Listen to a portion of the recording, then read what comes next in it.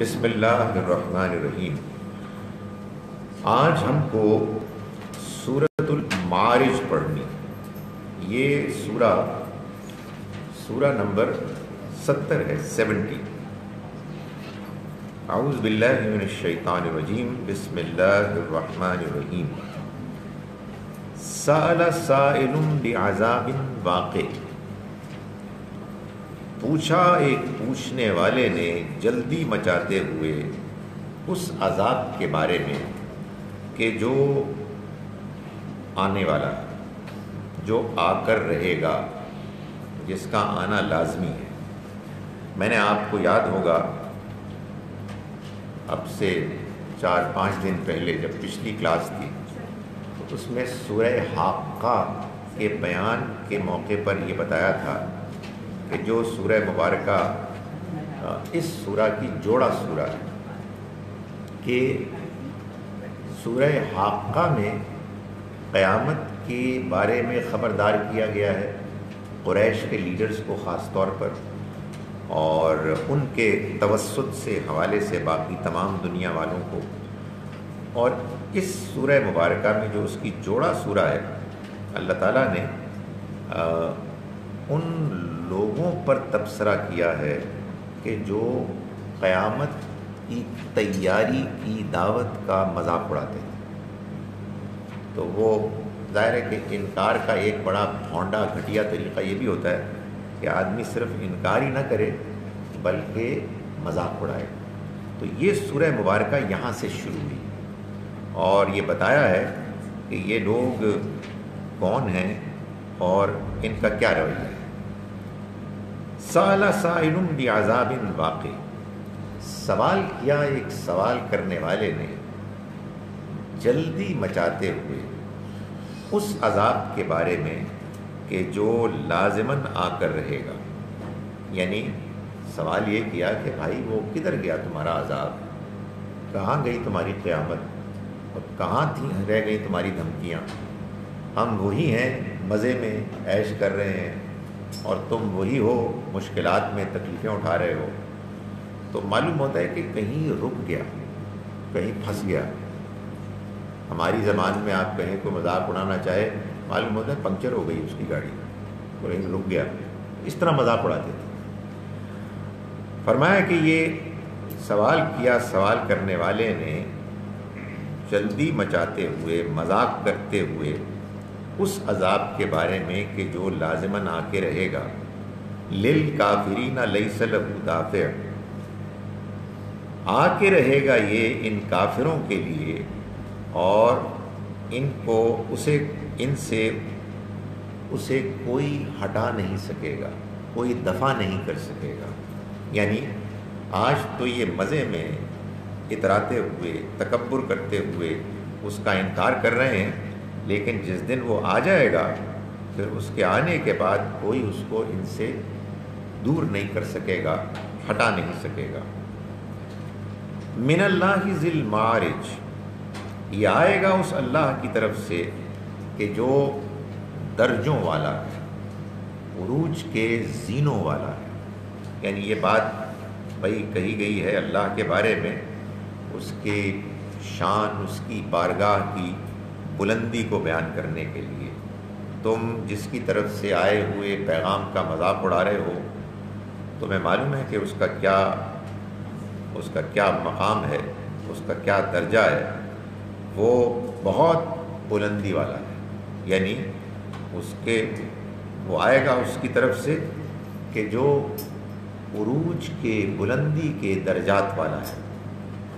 تعرج الملائکہ والروح، چڑھتے ہیں اس کی طرف پہنچنے کے لیے فرشتے اور روح الامین بھی، الیہ اس کی طرف، فی یومن ایک ایسے دن، کانا مقدارہ 50,000 سنہ، جس کی تعداد، جس کی طوالت 50,000 سال کے برابر ہے۔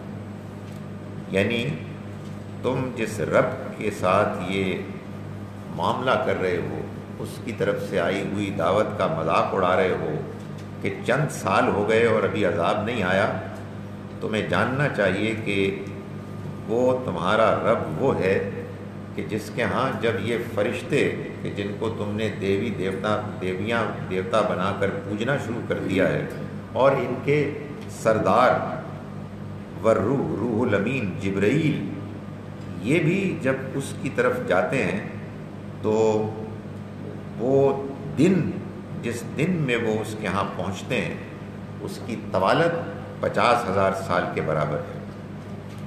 اس کے ہاں پہنچتے ہیں، کیا مطلب ہے اس کا ہم نہیں جانتے۔ یہ وہ امور ہیں کہ جن کو قرآن مجید نے متشابہات کہا۔ متشابہات یعنی میٹافوریکل۔ اللہ نے اس دنیا کے حقائق کو بیان کرنے کے لیے کہ جس دنیا کو ہم دیکھ نہیں سکتے، ہماری اس دنیا میں جو زبان ہے اس سے کچھ قریب ترین کے تصورات کے مفہوم کو لے کر، الفاظ کو لے کر بیان کیا اور روک دیا ہے کہ اس سے آگے سوچنے کی ضرورت نہیں، اس سے آگے ان کی حقیقت کو جاننے کی ضرورت نہیں ہے۔ اللہ یہ بتانا چاہتا ہے کہ تم جس قیامت اور جس عذاب کے آنے میں کی جلدی مچا رہے ہو، وہ عذاب آئے گا اس کی طرف سے کہ جس کی شان یہ ہے کہ جب اس کے فرشتے اس کی طرف جاتے ہیں اس سے ملاقات کے لیے، تو وہ جس دن اس تک پہنچتے ہیں وہ دن 50,000 سال کے برابر ہے۔ یعنی یہ قیامت، یہ تم کو محسوس ہو رہا ہے کہ دور ہے، اللہ کے ہاں ایسا نہیں ہے۔ فَاصْبِرْ صَبْرًا جَمِيلًا، چنانچہ اے پیغمبر آپ صبر کیجئے، عمدہ صبر، عمدگی کے ساتھ، ایسا صبر کہ جو جمیل صبر ہے۔ صبر جمیل کا مطلب یہ ہے کہ ایک صبر تو وہ بھی ہوتا ہے نا کہ جو آپ نے کوئی آپ کو مشکل پیش آئی، 2-4 آپ نے سنائی، کچھ کھپ ڈالی اور پھر صبر آ گیا، نہیں، یہ کوئی صبر نہیں۔ صبر جمیل یہ ہے کہ آپ نے جو آپ کو مشکل پیش آئی اس کو جھیلا، برداشت کیا اور اچھے طریقے سے، یعنی ایسے کہ آپ یہ بات سمجھ گئے کہ ایسا کیوں ہو رہا ہے، اور جب آپ کو بات سمجھ میں آ گئی تو آپ نے کہا بس ٹھیک ہے، یہ تو ایسا ہی ہونا تھا، اور اگر ہو گیا ہے تو اس میں ایسی کون سی اچنبے کی بات ہے۔ تو اللہ تعالیٰ نے فرمایا کہ آپ صبر کیجئے، اچھے طریقے کا صبر۔ انہم یرونہ بعیدا، وہ دیکھتے ہیں اس کو دور، ونراہ قریبا، اور ہم اس کو بہت قریب دیکھتے ہیں۔ یعنی ہمارے شمار میں، ہمارے کیلنڈر میں اس کا آنا بالکل ساتھ ہی ہے، قریب ہی ہے۔ یہ شمار کر رہے ہیں اس کو سیکنڈز اور منٹس کے حساب سے، تو یہ بہت دور لگ رہا ہے۔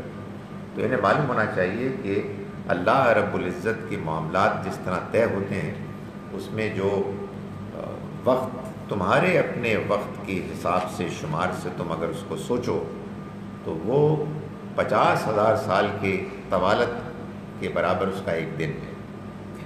یہ وہی بات ہے کہ وہ لوگ ہمیں ابھی بھی پوچھتے ہیں کہ جی وہ قیامت نہیں آ رہی، قرآن میں بہت قیامت کا ذکر ہے اور وہ فلاں نشانیاں کب آئیں گی۔ ویسے تو بائی دا وے بعض نشانیاں جو بیان ہوئی ہیں وہ تو آ ہی گئی ہیں، لیکن نبی اکرم صلی اللہ علیہ وسلم نے بھی یہ فرمایا اور قرآن میں بھی یہ بات بیان کی۔ وہ ہے نا سورہ مبارکہ سورہ قمر، اس میں اللہ تعالیٰ نے فرمایا کہ اقتربت الساعۃ وانشق القمر، قیامت کی گھڑی اور قریب آ گئی اور چاند بھی 2 ٹکڑے ہو گئے۔ یعنی چاند کا 2 ٹکڑے ہونا اصل میں قیامت سے پہلے کے جو ایونٹس ہیں ان میں سے ایک ایونٹ تھا، ایک لینڈ مارک تھا، وہ ہو گیا تو قیامت اور قریب آ گئی۔ نبی صلی اللہ علیہ وسلم نے یہ بات بیان فرمائی کہ میرے اور قیامت کے درمیان اتنا ہی فاصلہ ہے جتنا 2 انگلیوں کے درمیان فاصلہ ہے۔ یعنی اللہ کے ہاں جو ایک بڑے گرینڈ سکیل پر جو پلاننگ ہے، اس میں ایک بڑا امپورٹنٹ ایونٹ تھا نبی صلی اللہ علیہ وسلم کا دنیا میں تشریف لانا، اور نیکسٹ ایونٹ ہے قیامت، تو بس آنے ہی والی ہے۔ یہ میرے اور آپ کے لیے کچھ سال جب وہ ہو جاتے ہیں تو کہتے ہیں یار بڑا دور ہے، ابھی تو بڑی زندگی پڑی، لیکن اللہ تعالیٰ فرما رہے ہیں کہ یہ اس کو دیکھتے ہیں دور اور ہم اس کو دیکھتے ہیں قریب۔ یوم تکون السماء کالمہل، وَتَكُونُ الْجِبَالُ كَالْعِهْنِ، جس دن آسمان ہو جائے گا تیل کی تلچھٹ کی طرح اور پہاڑ ہو جائیں گے دھنی ہوئی اون کی طرح. یعنی یہ آسمان جس کو تم بہت مضبوط سمجھتے ہو یہ بالکل پھس پھسا ہو جائے گا، اور یہ پہاڑ جن کو تم بہت مضبوط سمجھتے ہو، فرم سمجھتے ہو، یہ بالکل روئی کی طرح اڑتے ہوں گے، ایسے ہی دھنی ہوئی روئی جیسے اڑتی ہے.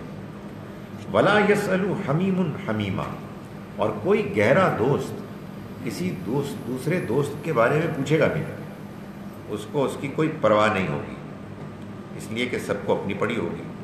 اور یہ اس لیے نہیں کہ انہیں معلوم ہی نہیں ہوگا کہ وہ کہاں ہیں، نہیں، بلکہ یبصرونہم، وہ دیکھتے ہوں گے ایک دوسرے کو دکھائے جائیں گے، سامنے ہوں گے، لیکن کوئی کسی کو اہمیت ہی نہیں دے گا. کیوں؟ اس لیے کہ یود المجرم لو یفتدی من عذاب یومئذ ببنی، چاہے گا مجرم اس دن کہ کاش کہ وہ اس دن کے عذاب سے بچنے کے لیے فدیے میں دے دے، یعنی جان چھڑانے کے لیے دے دے، ببنی، اپنے بیٹوں کو، اپنی اولاد کو. یعنی اس دن کا عذاب اتنا ہولناک ہوگا اور اس عذاب سے چھٹنے کا کوئی امکان نہ دیکھتے ہوئے آدمی اتنا زیادہ بوکھلا جائے گا، اتنا پریشان ہو جائے گا کہ وہ یہ کہے گا کہ مجھے یہاں سے بچاؤ، میں کسی طرح یہاں سے نکل جاؤں، اور اس نکلنے کے لیے اگر ہو سکے تو میرے بیٹوں کو فدیے میں دے دو اور مجھے بچا لو. وَصَاحِبَتِهِ وَأَخِيهِ، اور اپنی بیوی کو اور اپنے بھائی کو، وَفَصِيلَتِهِ الَّتِي تُؤْوِي، اور اپنے اس خاندان کو کہ جو اس کو پناہ دیتا ہے. یعنی جس زمانے میں بات ہو رہی ہے اس زمانے میں وہ سسٹم ٹرائبل تھا، فیملی کا سسٹم تھا، اس میں آدمی مشکل میں ہوتا تھا، دوسرے لوگ پناہ دیتے تھے. تو کہا کہ ان سب کو، ومن فی الارض جمیعا، اور سبھی جو دنیا میں ہیں سب کو وہ دے دے. ثم ینجی، پھر وہ اپنے آپ کو اس سے چھڑا لے، اپنے آپ کو اس سے بچا لے. یہ وہ عذاب ہے کہ جس کا یہ مذاق اڑا رہے ہیں. یہ کیا بات ہے؟ یعنی اصل میں تو اس عذاب سے ڈر کے اپنے آپ کو بچانے کی کوشش کرنی چاہیے. سمجھداری کا تقاضا تو یہ ہے کہ آدمی کو یہ بات معلوم ہو کہ وہ سخت پکڑ آنے والی ہے کہ جس کے آنے کے بعد آدمی بچ نہیں سکے گا، اور اتنا پریشان، اتنا گھبرا جائے گا کہ وہ چاہے گا کہ اپنے عزیز سے عزیز ترین تعلق والے جتنے بھی لوگ ہیں ان کو جھونک دے، ان کو دے دے اپنے آپ کو چھڑانے کے لیے. اور یہ ہے کہ مذاق اڑا رہے ہیں. فرمایا کلا، ہرگز نہیں، یعنی یہ مذاق اڑانے والی چیز نہیں ہے. انہا لظا، وہ ایک آگ کی لپٹ ہے، یعنی وہ جو جس سے ڈرایا جا رہا ہے نا، جس عذاب سے، وہ تو آگ کی ایک لپٹ ہے. نزاعۃ للشوا، اور وہ جلد، چمڑی ادھیڑ دیتی، یعنی اس کا کام یہ ہوگا کہ انسان کی جلد، انسان کی چمڑی ادھڑ جائے. تدعو من ادبر وتولی، وہ آگ دعوت دے گی، پکارے گی اس کو کہ جس نے منہ موڑا اور پیٹھ پھیر لی. یعنی یہ گویا کہ یہاں بتایا جا رہا ہے کہ اس دنیا میں ہمارے پیغمبر تمہیں بہت محبت اور ہمدردی کے ساتھ دعوت دے رہے ہیں کہ تم اللہ کے پیغام کو سن لو، تم اپنے رویے کو ٹھیک کر لو، تم ایمان لے آؤ، بات مان لو. تمہارے سامنے وہ بار بار اس بات کو بہت نرمی کے ساتھ، بہت دل سوزی کے ساتھ وہ پیش کرتے ہیں، لیکن تم اس کو ٹھکرا رہے ہو. ایک دن آنے والا ہے کہ جس کے آنے کے بعد وہ آگ پھر تمہیں پکارے گی کہ جو آگ پھر چھوڑے گی نہیں، اور وہ چمڑی ادھیڑ دے گی، اور وہ پکارے گی ان کو، دعوت دے گی ان کو جنہوں نے پیٹھ پھیری اور منہ موڑ لیا، یعنی اللہ کی طرف سے آئی ہوئی دعوت کے سامنے اللہ کے پیغام کی دعوت آئی، مگر انسان نے اپنے تکبر کی وجہ سے، اپنی خواہش کی وجہ سے اسے ٹھکرا دیا۔ تو آج اگر تم اس کو ٹھکرا رہے ہو تو یہ جان لو کہ کل کوئی اور چیز ہے جو تمہیں دعوت دے گی، اور وہ بہت تکلیف دے ہوگی، تم اس کی تکلیف کا تصور بھی نہیں کر سکتے۔ فرمایا کہ یہ پکارے گی ان کو، یہ دعوت دے گی ان کو جنہوں نے پیٹھ پھیری اور منہ موڑا، وَجَمَعَ وَأَوْفَعَ، اور مال جمع کیا اور پھر اس کو سینت سینت کر رکھا۔ یہ پیٹھ پھیرنے اور منہ موڑنے کی وجہ بتائی ہے، یعنی یہ بتایا ہے اللہ تعالیٰ نے قرآن مجید میں بار بار کہ انسان اللہ کی طرف سے آئے ہوئے پیغام کو کیوں ٹھکراتا ہے، کیوں نظر انداز کرتا ہے۔ اس لیے کہ اس کے اندر دنیا کی زندگی میں جو اس کو دلچسپیاں، تعلقات، اسباب، وسائل ملے ہیں، ان سے اس کی دلچسپی مبالغہ آمیز حد تک بڑی ہوئی ہے، حد سے بڑی ہوئی ہے۔ یعنی دنیا سے دلچسپی تو بڑی نیچرل بات ہے، وہ نہ ہو تو بندہ نہیں ہے، پھر تو کوئی آزمائش ہی نہیں۔ ہمارے اندر دنیا کی زندگی کی طرف میلان فطری موجود ہے، لیکن ساتھ ہی ساتھ اللہ تعالیٰ نے ہم کو ایک عقل بھی دی ہے، تجربات بھی دیے ہیں۔ ہم اس زندگی کو گزارتے ہیں تو ہمیں یہ معلوم ہے کہ ہماری طرح کتنے ہی اور لوگ تھے کہ جو اس سے دلچسپی لیتے تھے، ہم سے زیادہ لیتے تھے، رخصت ہو گئے، ہماری نگاہوں کے سامنے ہو گئے، تو آپ کی باری بھی آنے والی ہے۔ بہت ہی بیوقوف گدھے انسان ہیں آپ، اگر یہ سب دیکھنے کے بعد آپ اس میں اتنی دلچسپی لے رہے ہیں اور یہ سوچ رہے ہیں کہ جی وہ تو چلے گئے، ہمیں نہیں جانا۔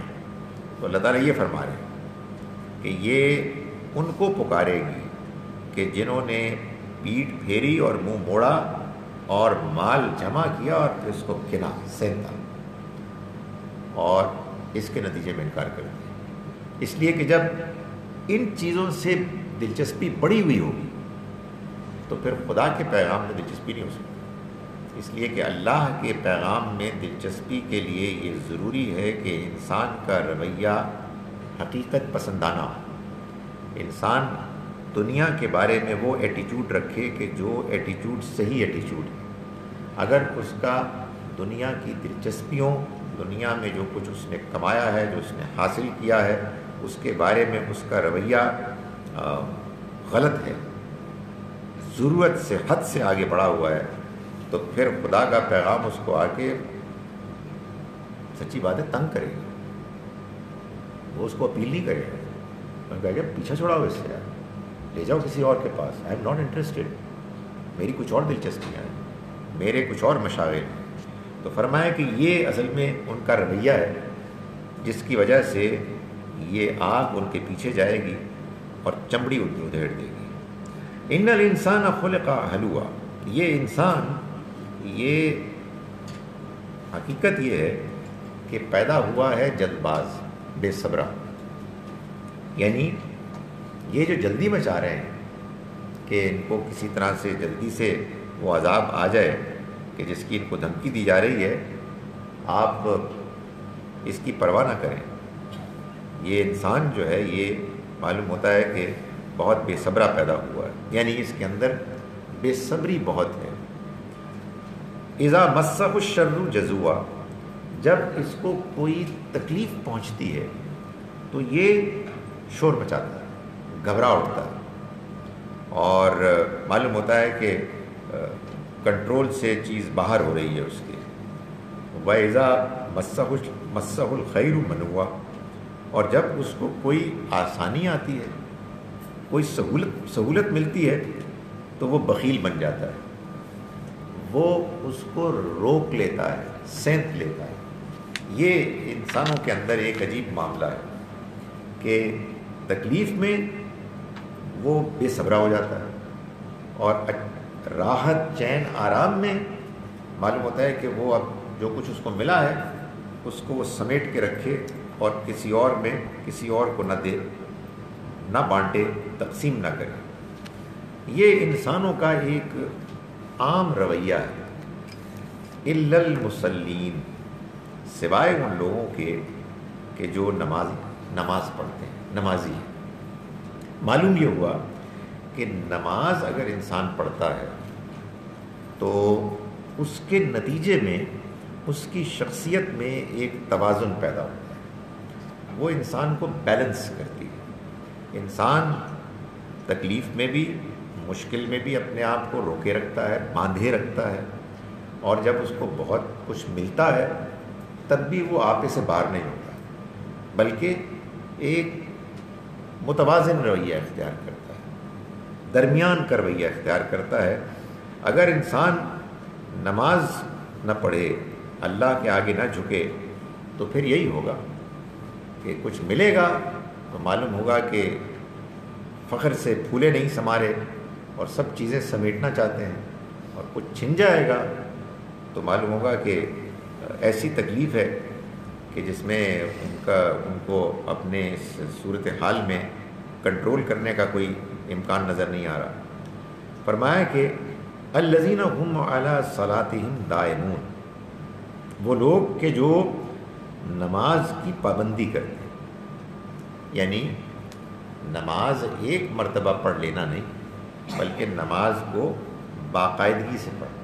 اصل میں یہ نماز میں باقاعدگی ہے کہ جو انسان کو وہ اوصاف، وہ خوبیاں اس کے اندر پیدا کرتی ہے کہ جو اس کو اللہ کی طرف سے آئی ہوئی آزمائشوں میں مضبوط کرتی ہے، کھڑا رہنے کا موقع دیتی ہے، وہ ڈاواڈول نہیں ہوتا۔ یہ نماز وہ نماز ہے کہ جو آپ باقاعدگی سے، بغیر چھوڑے، دوام کے ساتھ پڑھتے ہیں۔ ایک نماز یہ ہے کہ آدمی کہے کہ جی ایک موقع آ گیا، موڈ ہو گیا ہے، ذرا پڑھ لیں ایک ساتھ بہت ساری، رمضان آ گیا ہے تو ذرا پرانی والی بھی پوری کر لیں۔ نہیں، جو نماز انسان کے اوپر اثر انداز ہوتی ہے وہ نماز وہ ہے کہ جو باقاعدگی سے پڑھی جائے اور ٹھیک طرح سے پڑھی جائے۔ یعنی نماز میں ایک تو اعمال ہیں، وہ بھی اچھی طرح سے ادا ہونے چاہیے، اور ایک اذکار ہیں، وہ بھی دل سے نکلنے چاہیے، وہ بھی سمجھ میں آنے چاہیے۔ تو جب آپ روزانہ 5 مرتبہ اللہ کے حضور کھڑے بھی ہوں گے، رکوع بھی کریں گے، سجدہ بھی کریں گے، اور تشہد میں قعدے میں بھی بیٹھیں گے، اللہ کی بڑائی بیان کرتے ہوئے اس کے بڑے ہونے کا احساس بھی رکھیں گے، سورہ فاتحہ پڑھتے ہوئے اللہ کا شکر بھی ادا کریں گے، اس کے رحمان و رحیم ہونے کا ذکر بھی کریں گے، بدلے کے دن کا مالک ہونے کا ذکر کرتے ہوئے آپ کے ذہن میں اس دن کا تصور بھی آئے گا، اور پھر آپ اس سے ہدایت بھی مانگیں گے، تو پھر یہ نماز وہ نماز ہوگی کہ جو آپ کے اندر وہ اوصاف پیدا کرے گی، کہ جو اوصاف یہ بتا رہا ہے قرآن کہ زندگی کے معاملات اور مشکلات میں آپ کو وہ ایسے متوازن کرے گی کہ جس میں نہ اس طرف انسان جھکے گا نہ اس طرف جھکے گا۔ فرمایا کہ والذین فی اموالہم حق معلوم، اور وہ لوگ کہ جن کے مال میں ایک معلوم حق موجود ہے، للسائل والمحروم، ان کے لیے بھی کہ جو مانگتے ہیں اور ان کے لیے بھی کہ جو محروم ہیں۔ یعنی اللہ نے یہ بتایا ہے کہ اللہ کے بندے، پسندیدہ بندے وہ ہیں کہ جو اللہ کے حقوق بھی ادا کرتے ہیں اور اللہ کے بندوں کے حقوق بھی ادا کرتے ہیں۔ تو اللہ تعالیٰ نے اپنے حقوق کا جو سب سے بڑا حق یا آپ کہیے حکم بیان کیا ہے وہ نماز، کہ آپ دن میں 5 مرتبہ اس کے آگے جھکیں، یہ اس کا حق ہے۔ بندوں کے حقوق میں جو اس نے حق بیان کیا ہے سب سے بڑا وہ زکوٰۃ ہے، کہ ان کے مال میں ایک حصہ الگ ہو جاتا ہے ان کے لیے کہ جو ضرورت مند ہیں اور اپنی ضرورت کے ساتھ سوال کرتے ہیں. یعنی وہ کہتے ہیں کہ ہم اس ضرورت میں اس وقت پھنسے ہوئے ہیں، اس مشکل میں. اور وہ بھی ہوتے ہیں کہ جو محروم ہوتے ہیں لیکن وہ سوال نہیں کرتے. دونوں ہی قسم کے لوگ ہیں. ہمارے یہاں بھی پچھلے دنوں ہم نے ایک گفتگو میں بھیک منگوں کے بارے میں، بیگری کے بارے میں گفتگو کی. وہ یہاں زیر بحث ہی نہیں ہے. یہاں تو اصل میں وہ لوگ زیر بحث ہیں کہ جو ضرورت مند ہیں جینوئنلی. ان میں سے کچھ ہوتے ہیں کہ جو اپنی ضرورت کا اظہار کر دیتے ہیں. اس میں کوئی حرج ہی نہیں ہے کہ بھائی صورتحال یہ ہے کہ گھر میں 2 دن سے کھانا نہیں، تو ٹھیک ہے آدمی کہہ سکتا ہے. لیکن کچھ لوگ ایسے ہوتے ہیں سفید پوش، جو ان کے اندر ایک سیلف رسپیکٹ ہوتی ہے، غیرت ہوتی ہے، کہ وہ بیان بھی نہیں کرتے. تو ان کو تلاش کرنے کی ضرورت ہے. تو فرمایا کہ اللہ کے بندے جو مشکل اور آسانی دونوں میں متوازن رہتے ہیں وہ ہے کہ جو نماز ادا کرتے ہیں اور اس کو دوام کے ساتھ، باقاعدگی کے ساتھ ادا کرتے ہیں، جن کے مال میں ایک مقرر حق ہے، ان کے لیے بھی کہ جو سوال کرتے ہیں اور ان کے لیے بھی کہ جو سوال نہیں کرتے اور محروم ہیں. والذین یصدقون بیوم الدین، اور یہ وہ لوگ ہیں کہ جو بدلے کے دن کو سچ مانتے ہیں، اس کی تصدیق کرتے ہیں. والذین هم من عذاب ربهم مشفقون، اور وہ اپنے رب کے عذاب سے ڈرتے رہتے ہیں. یعنی وہ زندگی ایسے گزار رہے ہیں کہ زندگی کے گزارتے ہوئے وہ بدلے کے دن کی تصدیق کرتے ہیں. یعنی ایک زندگی وہ ہوتی ہے کہ جو آخرت کو نہ ماننے والی زندگی ہے، بے پرواہی کی زندگی، جس میں آدمی کے رویے سے یہ لگتا ہے، بات چیت سے یہ لگتا ہے، چال چلن سے یہ لگتا ہے، فیصلوں سے یہ لگتا ہے کہ وہ آخرت کو نہیں مانتا.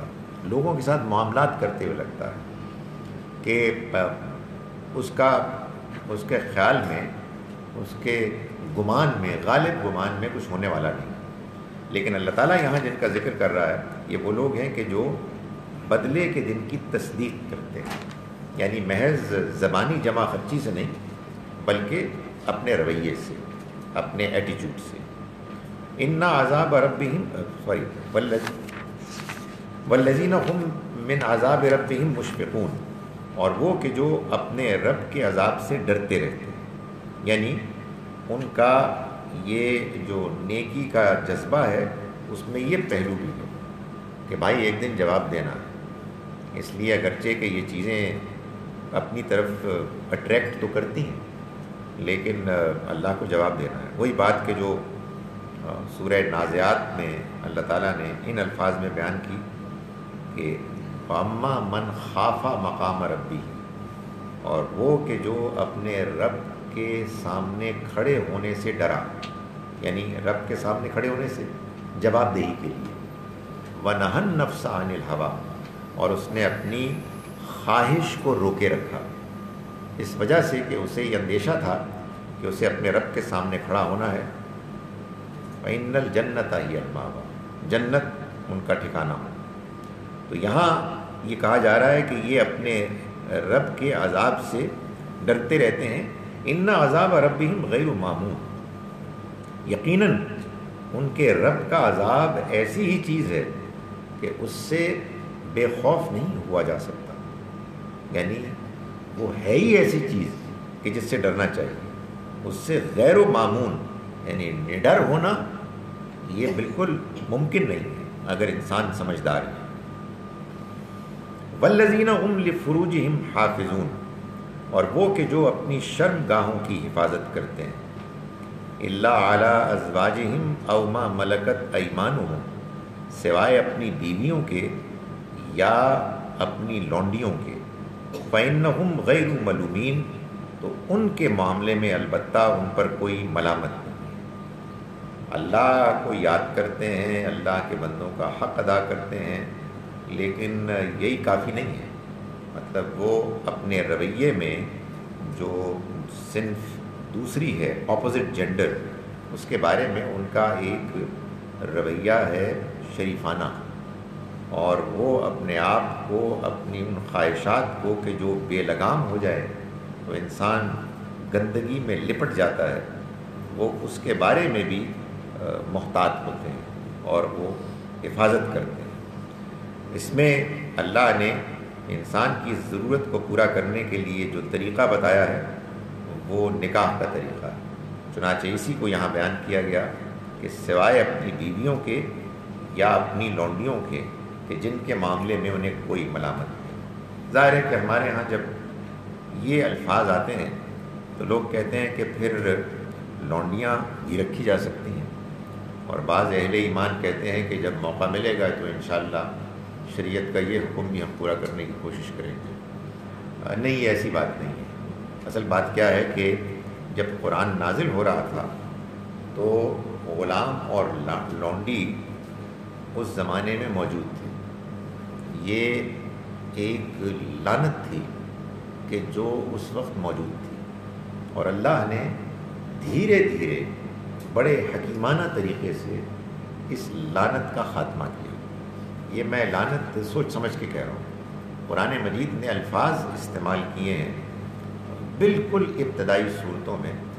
ایک سورہ ہے البلد، جس میں اللہ تعالیٰ نے یہ بتایا کہ یہ جو ایمان ہے نا، ایمان یہ ایسے ہی نہیں مل جاتا، یہ ملتا ہے اس وقت کہ جب انسان نیکی کا راستہ اختیار کرتا ہے، انسان اچھائی کا راستہ اختیار کرتا ہے، تو اس کے اندر پھر سچائی کی طرف، حق کی طرف انکلینیشن پیدا ہوتا ہے۔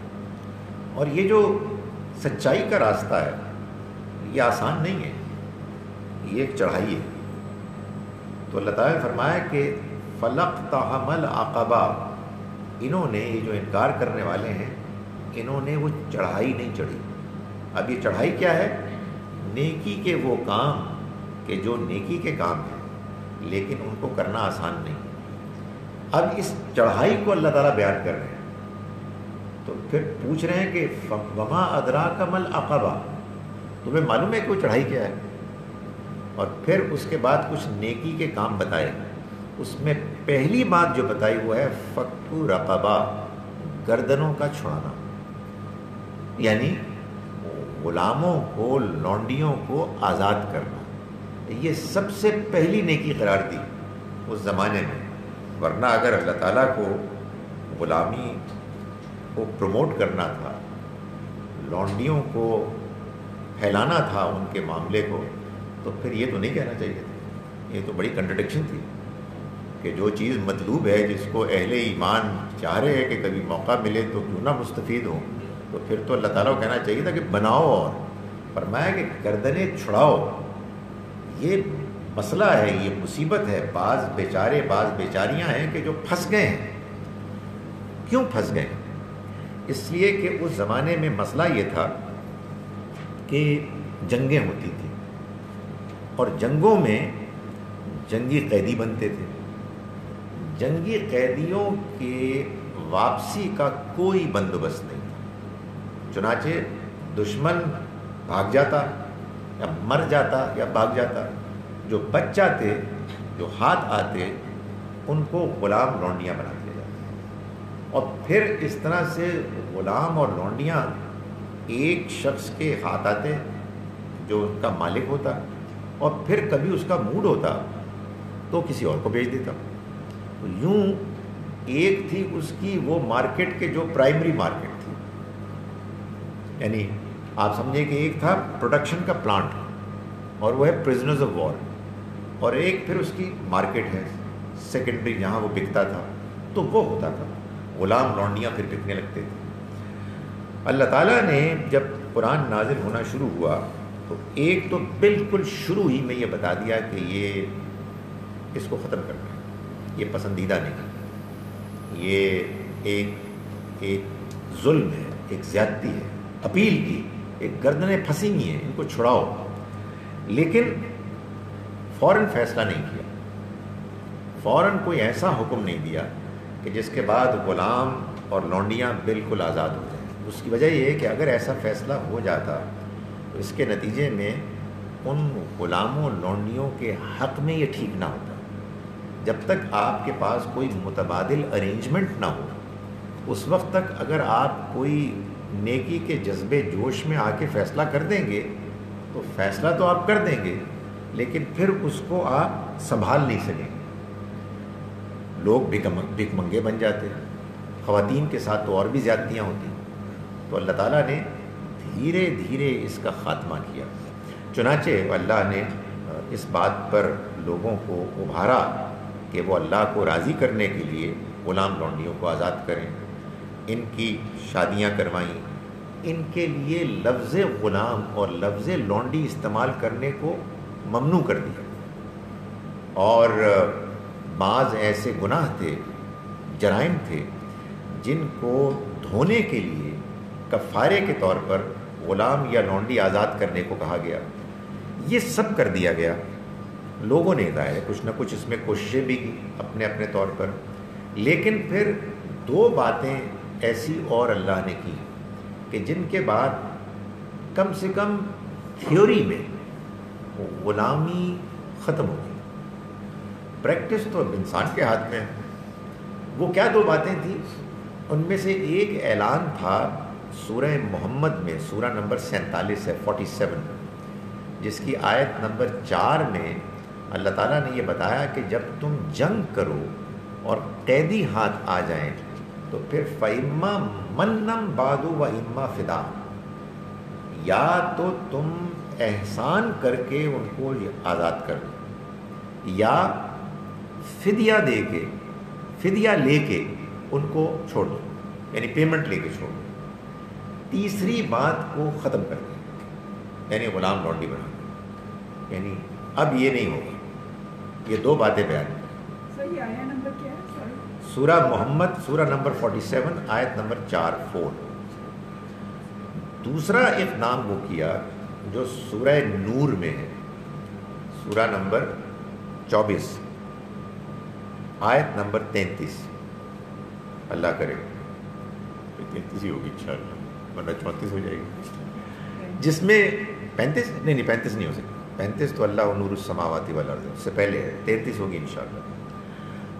اس میں یہ بتایا کہ اگر کوئی غلام لونڈی تمہیں اپروچ کرے آزاد ہونے کے لیے تو پھر تم, یعنی آزاد ہونے کے لیے اس ارینجمنٹ کے ساتھ کہ تم ان کو آزاد کر دو اور وہ تمہیں پیمنٹ کریں, تو تم انہیں آزاد کر دو اور یہ معاہدہ لکھ دو. فَكَاتِبُوهُمْ, تم یہ مکاتبت کر لو, یہ اللہ کا حکم ہے. اور پھر چونکہ ایک پیمنٹ ہے نا جو کرنے کی, کہ مثال کے طور پر ایک غلام ہے, ان کی آپ کو معلوم ہے قیمت ہوتی تھی, جیسے ڈھور ڈنگروں کی قیمت ہوتی ہے ایسے غلام لونڈیوں کی قیمت ہوتی تھی. تو اب وہ قیمت لگ گئی, تو اللہ تعالیٰ نے پھر یہ فرمایا کہ اب یہ جو قیمت ادا ہوگی اس کو انسٹالمنٹس میں ادا کیا جائے گا جیسے جیسے ممکن ہوگا. تو اللہ نے اسی آیت میں پھر مسلمانوں سے اپیل کی کہ فَآتَاهُمْ مِن مَّالِ الَّذِي آتَاكُمْ, اور ان کو دو, ان پر خرچ کرو اس اللہ کے مال میں سے جو اس نے تم کو دیا. یعنی ان غلاموں, ان لونڈیوں کو اپنے مال میں سے خرچ کر کے آزاد ہونے کا موقع فراہم کرو. اس کے بعد نہ نئے غلام لونڈیاں بن سکتے ہیں اور نہ آلریڈی ایگزسٹنگ وہ غلام لونڈیاں رہ سکتے ہیں کہ جو آزاد ہونا چاہتے ہیں اور وہ اپروچ کر رہے ہیں اپنے مالکوں کو کہ وہ ان کو آزاد کر دیں. یہ لازم ہے کہ ان کو آزاد کر دیا جائے. باقی وہ کچھ رہ گئے کہ جو نہیں آزاد ہونا چاہتے تھے, تو بھائی آپ کو کیا مسئلہ ہے اگر وہ خوش ہیں. ان کا خیال یہ ہے کہ ہم باہر جائیں گے تو ہمارے لیے مشکل ہو جائے گی. آپ کو معلوم ہے ہمارے ہاں پارٹیشن کے بعد اکثر گھرانوں میں کوئی نہ کوئی بڑے میاں, کوئی بوا وہ ہوا کرتی تھی, وہ خاندان کا حصہ بن گئے تھے, ان کو ایک عزت ملتی تھی, وہ بزرگ ہوتے تھے. تو اسی طرح کے ظاہر ہے کہ اس ارینجمنٹ میں بھی تعلقات ہو گئے.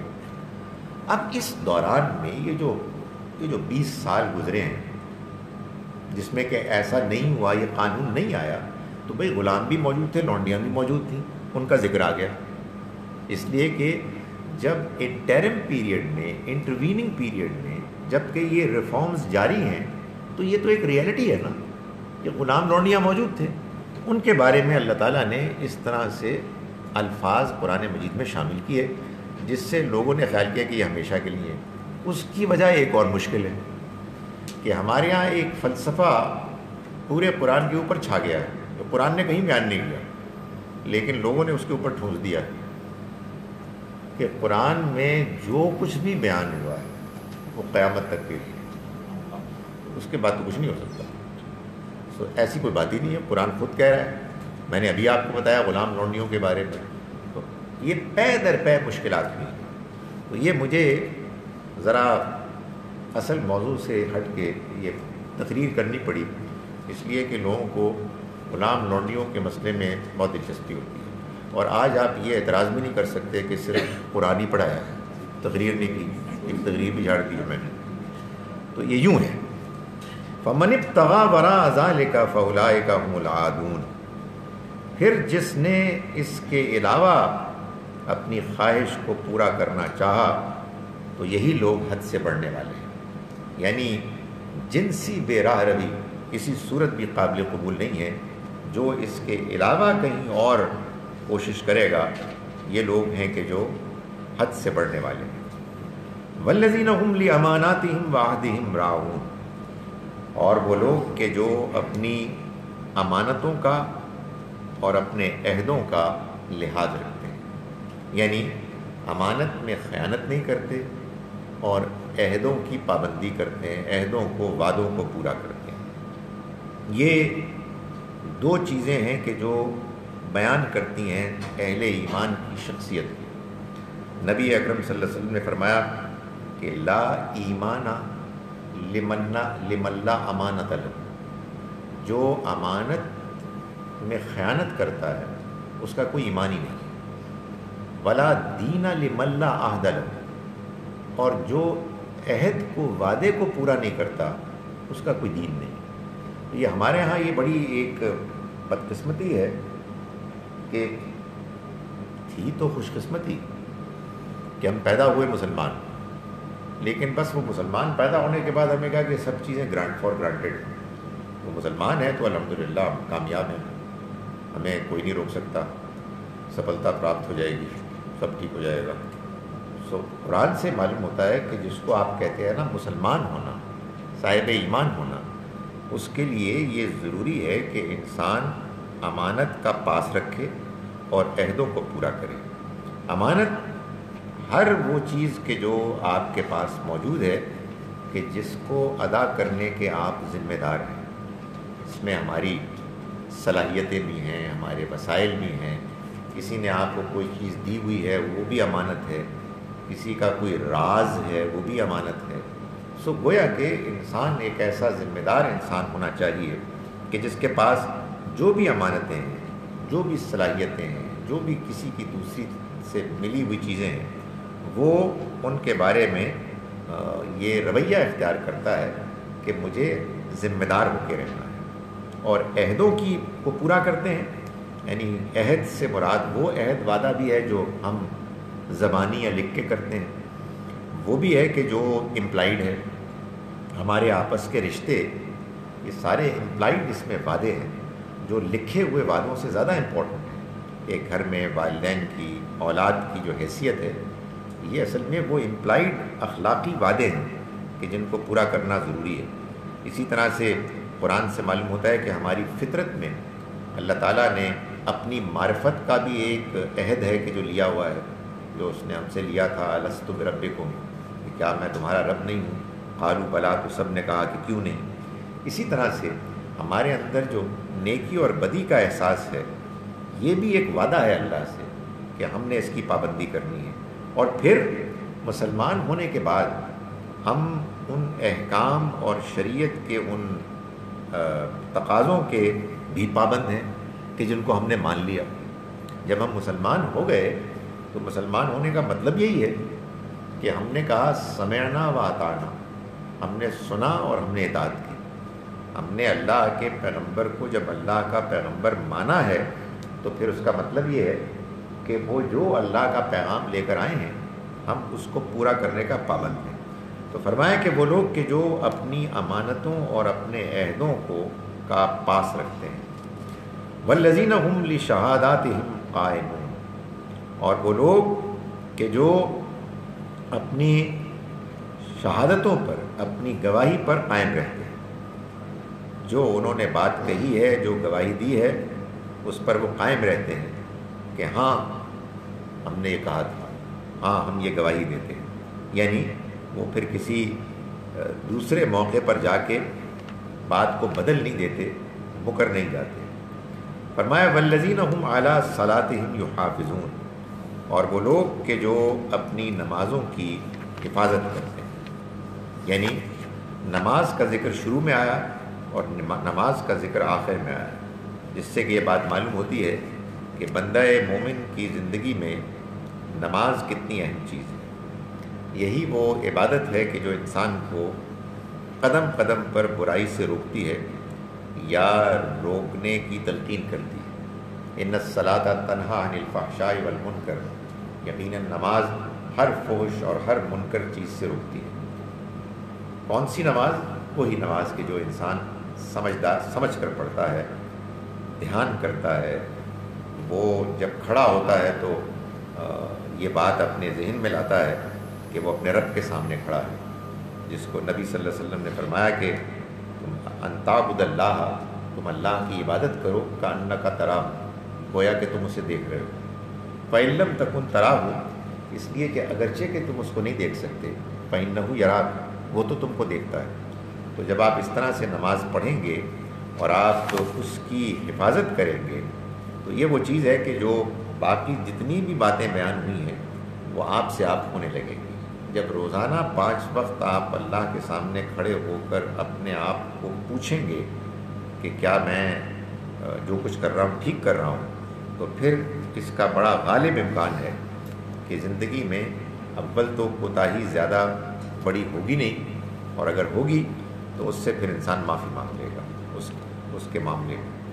اولئک فی جنات مکرمون، یہ ہیں وہ لوگ کہ جو جنت میں ہوں گے عزت کے ساتھ، یعنی انہیں جنت کی نعمتیں ملیں گی اور ساتھ عزت اور احترام کے ساتھ داخلہ ہوگا۔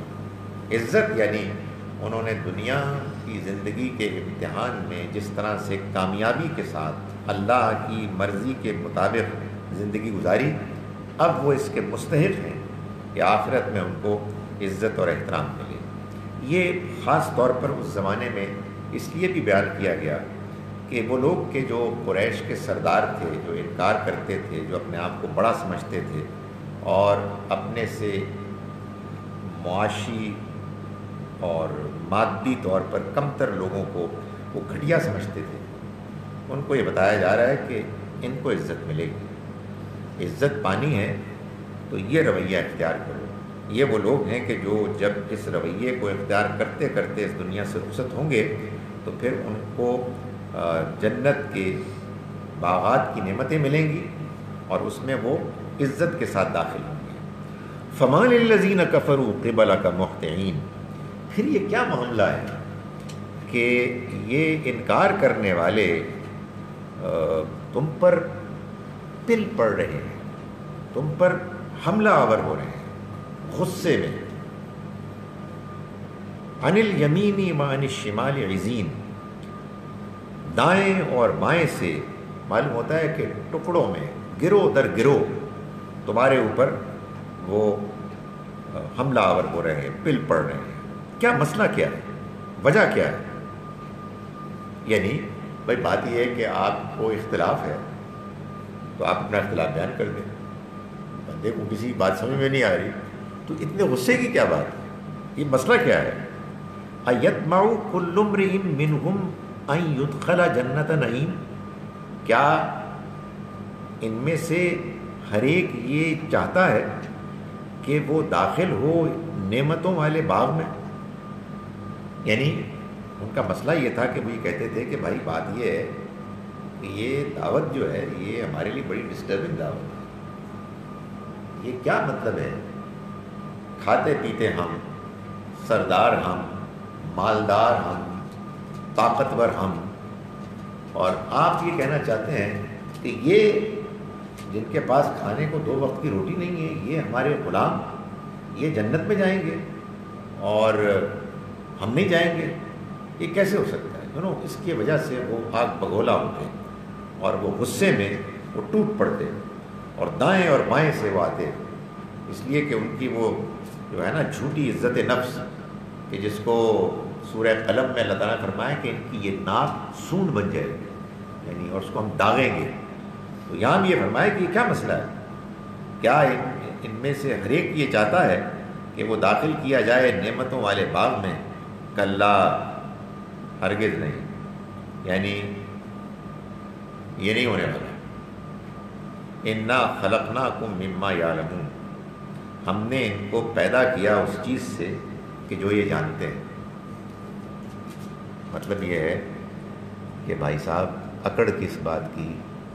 آپ کو معلوم ہے کہ آپ کس چیز سے پیدا ہوئے ہیں؟ ایک حقیر بوند سے۔ اس کے بعد خدا نے آپ کے اوپر احسان کیا کہ آپ کو پیدا کیا، پالا پوسا، طاقت دی، یہ وسائل دیے، جس پر آپ اکڑ رہے ہیں۔ تو یہ تو خدا کا شکر کرنے والی بات ہے، اس میں تکبر کرنے کی تو کوئی بات نہیں۔ تو یہ بعض لوگ تھے کہ جو اس محض اس تصور پر کہ ہم پیچھے رہ جائیں گے اور یہ لوگ آگے نکل جائیں گے، وہ ان کی طرف دوڑتے، غصے میں لپکتے۔ فرمایا فلا اقسم برب المشارق والمغارب، تو نہیں، یعنی یہ بات سمجھنے کے لیے تیار نہیں ہے۔ میں ایک مرتبہ پھر کہہ رہا ہوں، میں قسم کھاتا ہوں مشرقوں اور مغربوں کے رب کی۔ مشارق اور مغارب یہ اصل میں مشرق اور مغرب کی جمع ہے۔ یہ جمع اس سے مراد کیا ہے؟ معلوم یہ ہوتا ہے کہ عربی زبان میں اس زمانے میں یہ جمع وسعت کے لیے آتی ہے، یعنی جب آپ کہیں کہ وسیع مشرق، تو آپ یا کہیں گے مشارق یا کہیں گے مشرقین، جیسے سورہ رحمان میں آیا ہے رب المشرقین و رب المغربین۔ تو لوگ اس سے بعض اوقات کوئی سائنسی نقطہ نکالتے ہیں کہ 2 قسم کے مشرق ہیں اور 2 مغرب ہیں، جو مجھے کبھی سمجھ میں نہیں آئی۔ یعنی میں یہ کہہ رہا ہوں کہ مجھے وہ سائنسی سمجھ میں نہیں آتی۔ تو میں ان کو کہتا ہوں کہ پھر آپ صرف مشرقین کی بات نہ کریں، بہت سارے مشرق، اس لیے مشارق بھی ہیں۔ تو یہ اصل میں اسلوب ہے جس میں کہ وسعت، بڑائی کو بیان کرنے کے لیے۔ فلا اقسم بالرب المشارق والمغارب، نہیں میں قسم کھاتا ہوں مشرق اور مغرب کے وسعتوں کے مالک کی۔ انا لقادرون، کہ ہم اس پر قادر ہیں، علی ان نبدل خیرا منہم، کہ ہم ان سے بہتر پیدا کر دیں، وما نحن بمسبوقین، اور ہم اس سے عاجز نہیں ہو سکیں گے، ہم اس کے کرنے سے بے بس نہیں ہوں گے، ہم یہ کر دیں گے۔ ہم جو کچھ ہم نے طے کیا ہے وہ ہو کے رہے گا۔ یہ مرنے کے بعد دوبارہ اٹھیں گے، یہ یہاں سے جائیں گے، ان کے مقابلے میں ان سے بہتر ہم کسی قوم کو لے آئیں گے، اور یہ ہمارے لیے کوئی مشکل نہیں ہے۔ کیوں؟ میں گواہی کے طور پر پیش کرتا ہوں، میں قسم کھاتا ہوں مشرق اور مغرب کی وسعتوں والے رب کی، جس نے یہ وسیع و عریض کائنات پیدا کی، جس کی وسعت کو ابھی تک آج کا انسان بھی پوری طرح سے نہیں جان سکا، جو اتنا قدیر ہے، جو اتنا عظیم ہے، اس کے لیے یہ کیا مشکل ہے کہ تمہیں موت دینے کے بعد ایک مرتبہ پھر زندہ کر لے؟ کوئی مسئلہ نہیں ہوگا اس کے لیے۔ تو فرمایا کہ ہم اس سے عاجز نہیں ہوں گے۔ فذرہم، تو آپ چھوڑیے ان کو، یخوضوا ویلعبوا، کہ یہ باتیں بنائیں اور کھیل کود کریں، حتی یلاقوا یومہم الذی یوعدون، یہاں تک کہ وہ اپنے اس دن کو پہنچ جائیں جس کا ان سے وعدہ کیا جا رہا ہے، جس کی ان کو دھمکی دی جا رہی ہے۔ وہی بات جو شروع میں بیان ہوئی، مذاق اڑا رہے ہیں کب ہوگا یہ وعدہ پورا، کب قیامت آئے گی، تو یہ سب کچھ بیان کر دینے کے بعد کہا چھوڑ دیں، یعنی یہ وہی ہے کہ صبر جمیل کریں. یہ نہیں مان رہے تو اب یہ تو نہیں ہے نا کہ اللہ تعالیٰ فیصلہ جلدی کر دیا. اللہ نے اپنا فیصلہ نافذ کرنا ہے اینڈ اس وقت کہ جب اس کی حکمت میں طے ہے. اس سے نہ ایک گھڑی پہلے ہوگا اور نہ ایک گھڑی بعد میں ہوگا. تو آپ تو چھوڑیں، آپ اپنے کام پر فوکس کریں اور ان کو نظر انداز کریں. یلعبو یخوضوا و یلعبو، فضول باتیں کریں اور کھیل کود تماشا کریں. حتیٰ یلاقوا یومہم الذی یوعدون، یہاں تک کہ وہ اپنے اس دن سے ملاقات کر لیں کہ جس کا ان سے وعدہ کیا جا رہا ہے. یوم یخرجون من الاجداث، جس دن یہ اپنی قبروں سے نکلیں گے سراعاً تیزی کے ساتھ.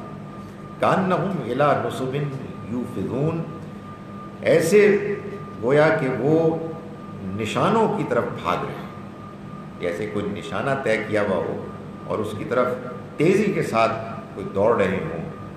لوگ بعض اوقات جانوروں کے ساتھ بھی یہ معاملہ ہوتا ہے، تیزی کے ساتھ اس کی طرف دوڑتے ہوئے چلے جائیں گے. یعنی آج تو یہ مذاق اڑا رہے ہیں، اس دن وہ اللہ کے حکم پر اتنی تیزی فرما برداری کے ساتھ عمل کریں گے کہ ان کو کسی دائیں بائیں کا ہوش نہیں ہوگا.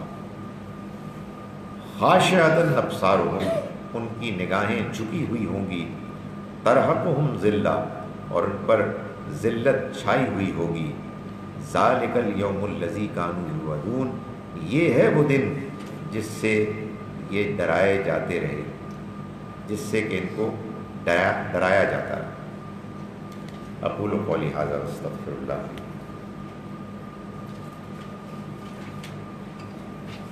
بائیں اسپیکر پہ آپ نے مائک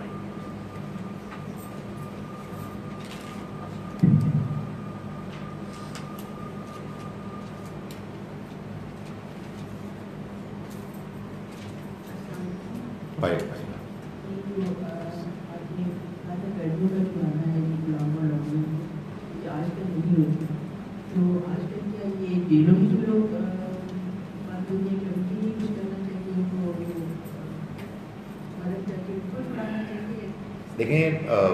ظاہر ہے وہ حکم تو وہی تھا، لیکن جو سورہ توبہ میں اللہ تعالیٰ نے زکوٰۃ اور صدقات کی جو مدیں ہیں ان کو بیان کیا، ان میں سے یہ بھی ہے کہ غلاموں کو آزاد کیا جائے، گردنوں کو آزاد کیا جائے. اس میں ظاہر ہے کہ آج کے دور میں جو طریقے ہو سکتے ہیں ان میں سے ایک یہ بھی ہے کہ کچھ لوگ قید ہوتے ہیں، اور بعض قیدی ایسے ہوتے ہیں کہ جن کے آزاد ہونے میں کچھ پیمنٹ بس انوالو ہوتی ہے. اللہ جانے کیوں ہوتی ہے، بہرحال ہوتی ہے، آپ زیادہ بہتر بتا سکتی ہیں. لیکن وہ اس کے نتیجے میں آدمی 6 مہینے، سال، 2 سال پہلے آزاد ہو سکتا ہے. تو ظاہر ہے یہ بھی ایک بڑی چیز ہے. پھر اسی طرح سے ایک انسان کے اوپر بوجھ ہوتا ہے قرض کا بھی. بعض لوگ اتنی بری طرح سے جھگڑے ہوئے ہوتے ہیں کہ معلوم ہوتا ہے کہ ان کی زندگی بالکل پھنسی بھی ہے، کچھ کر بھی نہیں پا رہے ہیں. تو ان کو بھی آزاد کرنا جو ہے ایک طرح سے اسی نوعیت کی نیکی ہے. اور اگر اس طرح کی کوئی اور چیزیں ہیں جس میں کہ آدمی خرچ کر سکے یا کنٹریبیوٹ کر سکے تو ضرور کرنا چاہیے. لوگوں کے ہاں بعض اوقات حالات بڑے برے ہوتے ہیں کسی نہ کسی وجہ سے. اس میں بعض اوقات تو معاشی طور پر جو تنگ دستی ہے وہ ایک پرابلم بنتی ہے، اور بعض اوقات دوسری چیزیں ہوتی ہیں. حالات ایسے ہیں گھر کے، کسی انسان کی اپنی طبیعت ایسی ہے، تو اس میں بھی آدمی کنٹریبیوٹ کر سکے، سمجھا سکے، کوئی علاج معالجہ کرا سکے. یہ سب چیزیں ظاہر ہے وہ ہیں کہ جس میں آپ لوگوں کی مشکلات کو دور کر رہے ہیں، تو ضرور کرنا چاہیے. جی تو خوش ہو رہا تھا کہ آج الحمدللہ پہلا ہی سوال فیصلہ کرنا ہو گیا. جی آپ کو بتانا تھا ایکچولی کہ ابھی بھی گردن چھٹائی ہو رہی ہے. I am working with an organisation جو ہم کر رہے ہیں، جو علم workers Key workers, you're right. بہت اور لوگ ہیں جو we have a few cases right now as of today. تو if anybody wants to contribute یہ اس کو ذرا واضح کریں گی کیا مطلب ہوتا ہے یہ کام؟ یہ جیسے 9 لوگوں کی فیملی ہے رائٹ، وہ بہت سالوں سے ایک کلڈ ورکر کے ساتھ کام کر رہے ہیں. اب اینٹوں کے بھٹے وغیرہ ہاں جی وہ ان کو انڈیپٹ اس طرح کرتے ہیں کہ وہ ان کا جو بھی نیڈس ہے وہ میٹ کرتے ہیں. ان کا علاج ہے وہ ان کو کروا دیتے ہیں, ان کا کوئی کھانا پینا دیتے ہیں, رہنے کی جگہ دیتے ہیں. تو وہ اور مقروض ہوتے جاتے ہیں and they do not free them from their body. So I mean 3 lakhs 4 lakhs اس طرح ہم all through the year we are dealing with cases in which we are freeing these people, getting them out from that environment they're in. وہ آپ payment کرتے ہیں اور وہ پھر آزاد ہو جاتے ہیں؟ جی پھر وہ چھوڑ دیتے ہیں. بندہ یا فیملی؟ پوری فیملی وہ چھوڑ دیتے اچھا ہیں. میں why do they get into it in the first place? یہ ہوتا کیوں ہے؟ یہ مطلب جنریشن سے چل رہا ہے نا, ان کی فیملی ہے. بھٹے میں خاص طور پر کیوں؟ I don't know کہ بھٹے پہ خاص طور پہ کیوں. I think it's one of the major has been for many years. وہ کام کرتے ہیں اور وہ پھنسے ہوئے ہوتے ہیں. جی ہاں. ہمارے یہاں قانون سازی تو اس پہ ہوئی ہے, لا تو بنا ہے کہیں, ہمارے اقدام نہیں ہوتا. وہ تو کوئی no laws are followed in this country. Because وہ انفلوئنشیل لوگ ہیں جو اللہ I mean this it's called Hope Uplift Foundation and we are every month we are freeing families. Hope. And yes, and so Masha Allah. if anybody wants to be part of that, G. they are most welcome. اور وہ اس کی statistics وغیرہ چھاپتے رہتے ہیں کہ ہم نے اتنے کیے. ہاں وہ تو ہم منتھلی ایک اپنے اپڈیٹ دیتے ہیں کہ جزاک اللہ, تھینک یو. ڈاکٹر صاحب مجھے پلیز برائڈری اور سروس چارج کے نام پہ یہ جو انٹرٹوائننگ ہوتی ہے یا پھر فائن لائن ایک ہوتی ہے, ذرا اس پہ کچھ کلیئرٹی دے دیں کہ ایک سروس آپ کو آفر کر رہا ہے کوئی کہ بھائی اس چیز میں آپ کی آسانی ہے, آپ اتنی پیمنٹ کریں تو یہ کام آپ کا جلدی ہو جاتا ہے, تو ایک سروس آفر ہو رہی ہے تو وہ آپ لیں تو کیا وہ پرائز ہے؟ دیکھیں اس پہ 2-3 باتیں ہیں. ایک تو یہ کہ سورہ بقرہ کی آیت نمبر 186 ہے غالباً, کہ جس میں یہ وہی آیات ہیں جو رمضان کی روزوں کی آیات ہیں, جس میں اللہ تعالیٰ نے اختتام میں یہ فرمایا ہے کہ لا تاکلوا اموالکم بینکم بالباطل, تم ایک دوسرے کا مال باطل طریقے سے مت کھاؤ. آیت نمبر ٹھیک ہے. وَتُدْلُوا بِهَا إِلَى الْحُكَّامِ, اور نہ ہی اس مال کو حکام تک پہنچاؤ. لِتَأْكُلُوا فَرِيقًا مِّنْ أَمْوَالِ النَّاسِ بِالْبَاطِلِ, تاکہ تم لوگوں میں سے بعض کا مال باطل طریقے سے کھاؤ. وَأَنْتُمْ تَعْلَمُونَ, اور تمہیں معلوم ہے کہ یہ غلط ہے. تو جی نمبر ٹھیک ہے 188 آف ٹارگیٹ بائی 2 186 + 2, اتنا ہی کوئی میری اینک کا نمبر بھی تھا. تو یہ رشوت کو بیان کیا گیا. اس میں ہوتا ہی یہ ہے کہ کسی آفیشل کو, کسی ذمہ دار کو جو کوئی چیز کوئی سروس رینڈر کر رہا ہے, کچھ کر رہے ہیں, ان کو آپ مال دے کے تو دوسرے کا مال یا دوسرے کا حق مارتے ہیں, اور وہ مال پھر جو آپ دیتے ہیں یہ رشوت ہے. جو لے رہا ہے وہ رشوت لے رہا ہے, اور رشوت لینے والا رشوت دینے والا دونوں جہنمی ہیں. یہ بات کر دی بات. صرف اس میں جو فرق ہے وہ یہ ہے کہ اگر کوئی شخص کسی کو پیسہ دے رہا ہے کسی ایسے حق کو حاصل کرنے کے لیے کہ جو اس کا اپنا حق ہے, اس میں کسی دوسرے کا حق مارا نہیں جا رہا, وہ اپنا ہی حق لینے گیا ہے. اس کو بجلی کا کنیکشن ملنا چاہیے تھا, اس کی باری آ گئی ہے. ایک بھائی صاحب بیٹھے ہوئے کہہ رہے ہیں کہ 10,000 دیں گے تو آپ دوں گا. تو اب آپ فائٹ کر سکتے ہیں, بے شک کریں, ضرور کریں, لیکن بھائی ہر آدمی فائٹ تو نہیں کر سکتا. گھر میں بوڑھے والدین ہیں، گرمی وہ ہے جو آج والی ہے، جمعے کے وقت اگر آپ دھوپ میں آپ نے نماز پڑھی ہو میری طرح تو آپ کو پتہ لگ جائے گا گرمی کیسی ہے. تو اس کے بعد آدمی کہے جی کہ میں تے نہیں دینا. نہیں، یہ رشوت ہے ہی نہیں. رشوت یہ ہے کہ آپ نے کسی کو پیسے دیے یا کوئی اور لالچ دی اور آپ نے ایک ناجائز کام کروایا. کیو میں آپ کا نمبر تھا 9 اور پیسے دے کے آپ کو پہلے مل گیا، یہ ہے رشوت. تو یہ دیکھیں ایک فاسٹ ٹریک ایک چیز ہوتی ہے، ایک سروس آفر ہو رہی ہے کہ آپ 100 روپے دیں آپ کا نمبر 10واں آئے گا، آپ 300 روپے دیں تو آپ ایک فاسٹ ٹریک کی لائن میں لگ جائیں گے اور آپ کا نمبر 3 ہوگا. تو جو ویٹ کر رہا ہے آپ ٹیکنیکلی تو آپ ایک سروس آپ کو ملی کہیں سے تو آپ نے اویل کی. ایک بات میں آپ کو بتاؤں کہ جو جواب تھا نا، جو جواب تھا وہ میں نے دے دیا.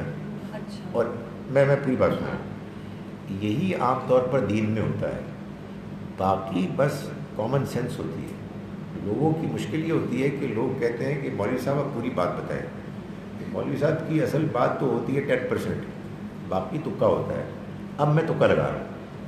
میرے خیال میں آپ نے جو پوچھا ہے اس میں اگر یہ آفیشلی سینکشنڈ فاسٹ ٹریک ہے تو پھر تو ٹھیک ہے، ایک ریکگنائز ایکنالج بات ہے.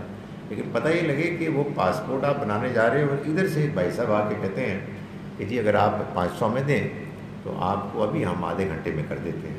تو یہ اصل میں وہ فاسٹ ٹریک ہے کہ جو آفیشلی کوئی آپ کو نہیں کہا گیا، سینکشن ایکنالج نہیں ہے، بلکہ آپ محض اپنی سہولت کے لیے ایک سسٹم کو خراب کر رہے ہیں جس میں کچھ لوگ ہیں جن کے اندر تعلقات ہیں، جو آپ نے 500 دیے، 300 ان کی جیب میں، 200 ان کی جیب میں اور آپ کو آدھے گھنٹے میں مل گیا. لیکن وہ جو بیچارہ بوڑھا آدمی کھڑا ہوا ہے، جو بیچارہ لائن میں لگا ہوا ہے، اس کا آپ نے وقت اور مؤخر کر دیا. تو یہ رشوت ہے. آفیشل ہے تو ٹھیک ہے، یعنی ٹھیک پھر بھی نہیں ہے، سچی بات ہے، پوچھنا چاہیے کیوں ہے. لیکن بہرحال وہ رشوت آپ کے پوائنٹ آف ویو سے نہیں ہے.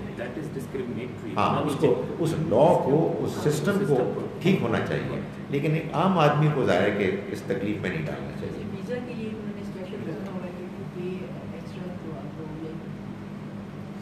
اسپیڈ منی کی بات ہو رہی ہے، اسپیڈ منی. دیکھیں جی، اسپیڈ منی ایک خوبصورت لفظ ہے رشوت کے لیے. جی کوئی سیدھی طرح سے کام کرتا ہی نہیں، وہ کہتا ہے اگر اس کو مل رہے ہیں تو میں بھی 4 پیسے کماؤں. بس ان کو یہ بتانا چاہیے کہ تم کس کو مانتے ہو، اللہ کو مانتے ہو، آخرت کو مانتے ہو. میں بتاؤں اس میں بھی بڑی پرابلم ہے.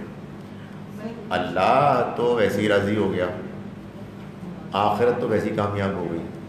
کلمہ پڑھ لیا جنت میں چلے گئے، حضور کو مان لیا تو سفارش ہو جائے گی. یہ ہیں وہ چیزیں جن کو میں کہتا ہوں کہ دینی مذہبی بیساکھیاں جن کے اوپر ہم کھڑے ہوئے ہیں. ان کو توڑ دینا چاہیے اور یہ بتا دینا چاہیے کہ اس طرح کا کوئی وعدہ نہیں ہے کہ آپ نے کلمہ پڑھا اور آپ جنت میں جائیں گے. اس طرح کا کوئی وعدہ نہیں ہے کہ نبی صلی اللہ علیہ وسلم آپ کے لیے سفارش کریں گے. یہ وہ اصل میں یہی وجہ ہے کہ آپ دیکھتے ہیں کہ لوگ بزرگوں کی بڑی تعریف کرتے ہیں. اس طرح کی ایکٹیویٹیز میں، یعنی اللہ مجھے معاف کرے، میں سمجھانے کے لیے کہہ رہا ہوں کہ وہ نعت خوانی میں بہت آگے بڑھ جائیں گے، نماز نہیں پڑھیں. وجہ یہ کہ وہاں انہوں نے اپنی سفارش تگڑی کی. ایک حضور کے ساتھ تعلق وہ ہے کہ جو نیچرل تعلق ہے. آپ نے ہمیں وہ دین دیا جو ہمارے لیے روشنی ہے، رہنمائی ہے، دنیا اور آخرت میں کامیابی کی ضمانت ہے. آپ نے اپنی قربانی دے کے ہم تک یہ دین پہنچایا ہے. ہم آپ کے شکر گزار ہیں، اس لیے ہم آپ کے لیے درود پڑھتے ہیں، آپ کے لیے دعا کرتے ہیں. اور ایک یہ حرکت آدمی اس لیے کرتا ہے تاکہ یہاں کی حرام خوریوں کے باوجود وہ وہاں آپ کی سفارش سے کامیاب ہو جائے. یہ جو ایکٹیویٹی ہے، یہ اس نے ہماری قوم کو بگاڑ دیا ہے، مروا دیا ہے. اس لیے کہ آپ دیکھتے ہیں، میں ایسی آپ کا سوال روک رہا ہوں. ایک زمانے میں ایک یونیورسٹی میں پڑھاتا تھا تو اس میں مسجد نہیں تھی، تو لان تھا باہر، پارک تھا نا. اس پہ ایک مولوی صاحب آتے تھے پڑھانے کے لیے جمعہ. تو میری طرح کے مولوی صاحب تھے، کم ہی لوگ سنتے تھے، جیسے میں تجربہ کرتا ہوں. تو وہ کوئی منہ نیچے کیا ہوا، کوئی سو رہا ہے، کوئی دیکھ رہا ہے ٹائم کتنی دیر میں ہوتا ہے. مولوی صاحب بھی گفتگو کر رہے ہوتے ڈھیلے طریقے سے. ایک دن میں نے محسوس کیا کہ سین تو وہی تھا لیکن اچانک جیسے مردہ جسم میں جان نہیں پڑ گئی. اللہ اکبر اللہ اکبر. میں نے کیا ہوا ہے, واٹ از گاٹ رانگ؟ تو پتہ ہی چلا کہ انہوں نے ایک واقعہ سنایا یا کوئی آخرت کی کوئی بات سنائی کہ ایسا ہو گیا ہوگا کہ لوگ گناہ گار ہوں گے اور یہ فیصلہ ہو جائے گا, اور پھر نبی صلی اللہ علیہ وسلم تشریف لائیں گے اور اللہ سے سفارش کریں گے اور اللہ تعالیٰ سفارش قبول کر لیں گے اور امتی آپ کے معاف ہو جائیں گے. اللہ اکبر. تو یہ ہمارے یہاں پرابلم ہے کہ جو دین کا جو اصل تعلیمات ہیں ان سے دوری ہے, اور یہ شارٹ کٹس ہیں جن پہ کہ ہم انحصار کرتے ہیں, جس کے نتیجے میں ظاہر ہے کہ پھر یہ بے راہ روی ایمان والے ہیں, اللہ کو مانتے ہیں, آخرت کو مانتے ہیں, مگر جھوٹ بولتے ہیں, ملاوٹ کرتے ہیں, رشوت دیتے ہیں, حرام خوری کرتے ہیں, دوسروں کا مال کھاتے ہیں, اور مطمئن ہے کہ انشاءاللہ آخرت میں ہمیں کامیاب ہوں. جی یعنی اس کے ہاں جو چیزیں جاتی ہیں وہ ایک خاص اس کا اپنا ایک طریقہ پروٹوکول ہے, سٹیجز میں جاتی ہے, یعنی اس کی ایک شان ہے, اس کی ایک عظمت ہے. اس کے ہاں جب معاملات پہنچتے ہیں تو مختلف سٹیجز, یہ سر سمجھے نہیں, یعنی معارج ہیں, درجے ہیں, سیڑھیاں ہیں, زینے ہیں, تو آہستہ آہستہ چیز اس تک پہنچتی ہے. یعنی کہنے کا مقصد سمجھانا ہے, جس کو آپ کہتے ہیں نا متشابہات میٹافوریکلی. ایک تو یہ کہ آپ کی بات فوراً پہنچتی ہے, اور ایک اس کے یہاں معاملات طے ہوتے ہیں, بعض وہ کہ جو گویا کہ اس کائنات کے اہم فیصلے, جن میں مثال کے طور پر یہ کہ یہ دنیا کب ختم ہوگی اور آخرت کب ہوگی, اور اس میں جو مختلف سٹیجز سے گزر کے یہ فیصلہ ہوگا وہ اصل میں بڑی سٹیجز ہیں, اس میں ٹائم لگتا ہے. یہ اس کے دربار کی شان ہے. ہمارے جس زمانے میں قرآن نازل ہوا تھا اس زمانے کے بادشاہ تھے جن کے یہاں کے فیصلے ہوتے تھے, اس میں ٹائم لگتا تھا. تو خدا تعالیٰ کے ہاں یہ اصل میں اس کے ہاں کا جو اہتمام ہے, اس کے ہاں جو معاملات کے طے ہونے اور انجام پانے میں جو ایک پروسیس ہے, یہ اس کو بیان کیا گیا ہے ان معاملات میں کہ جو معاملات قیامت کے ہونے کی نوعیت کی. ورنہ دعائیں تو فوراً پہنچ جاتی ہیں, دعائیں فوراً سن لیتا ہے, لیکن اس میں بھی بعض اوقات انتظار کرواتا ہے کہ ذرا ویٹ کرو. سر سوال کیا تھا, سوال نہیں سن سکتے. یہ جو شروع میں آیا ہے کہ یہ جو معارج ہے, سٹیجز والا, اس کا کیا مطلب ہے؟ جی سر آپ سے کئی دفعہ اس سلسلے میں بات ہوئی اصال ثواب کے معاملے میں, اور ہمیں جو کانسیپٹ ملا ہے وہ تو یہی ہے کہ ولیس الانسان الا ما سعی. تو اس لحاظ سے جب ہم مغفرت کی دعا بھی جب کرتے ہیں تو اصال ثواب ایک طرف ہم کہتے ہیں کہ قرآن خوانی جیسے ہے, یہ اس کا ثواب نہیں پہنچتا اس طرح جس طرح کہ ہم عام فہم سب کانٹیننٹ میں ایک کانسیپٹ رکھتے ہیں. تو جو ہم مغفرت کی جو دعا ہے پھر اس کا کیا معاملہ ہے؟ پہلے تو پہلی بات سمجھ لیں جو آپ نے بیان فرمائی ہے کہ اللہ کے ہاں یہ نہیں ہے کہ کام میں نے کیا اور فائدہ آپ کو پہنچ گیا. دنیا میں تو یہ ہو سکتا ہے, آپ سے ہم کئی مرتبہ علاج کروا لیتے ہیں, فائدہ ہو جاتا ہے, لیکن نیکی میں ایسا نہیں ہوگا کہ نماز میری فائدہ آپ کو, یہ نہیں ہو سکتا, سوائے اس کے کہ آپ نے مجھے کوئی نیکی سکھائی تو میں جب وہ نیکی کروں گا تو اس کا فائدہ آپ کو ہو جائے گا. تو یہ ہے وہ بات کہ لیس للانسان الا ما سعی, انسان کے کوئی چیز کام نہیں آئے گی سوائے اس کے کہ جو اس نے خود کی. تو یہ ہے اللہ کا وہ انصاف کہ جس کو اس نے بیان کیا ہے. ورنہ تو آخرت میں حساب کتاب میں دھاندلی ہوتی. ایک بندے کے تعلقات اچھے ہیں, بندہ فوت ہوا, 2500 قرآن پڑھے گئے, جن میں سے 500 اعلیٰ حفاظ کے تھے, تو بندہ تو بخشا گیا, کوئی مسئلہ ہی نہیں ہے. تو اس طرح کی کوئی چیز نہیں سرے سے. بنیادی طور پہ آخرت کے کانسیپٹ کے خلاف ہے. یہ تو حساب کتاب میں انصاف کے خلاف ہے. اسی طرح سے ابھی نہیں لیکن جو سوال ختم کیا, ابھی تو میں نے اصل جواب ہی نہیں دیا, میں نے صرف تمہید باندھی ہے چھیڑ خانی کے لیے تاکہ آپ لوگوں کو پرابلم ہو. سر मग़फ़रत का क्या? अभी तो आ रहा हूँ ना, मैं आ रहा हूँ, अभी तो मैं आ रहा हूँ, मैं सवाल नहीं भूला।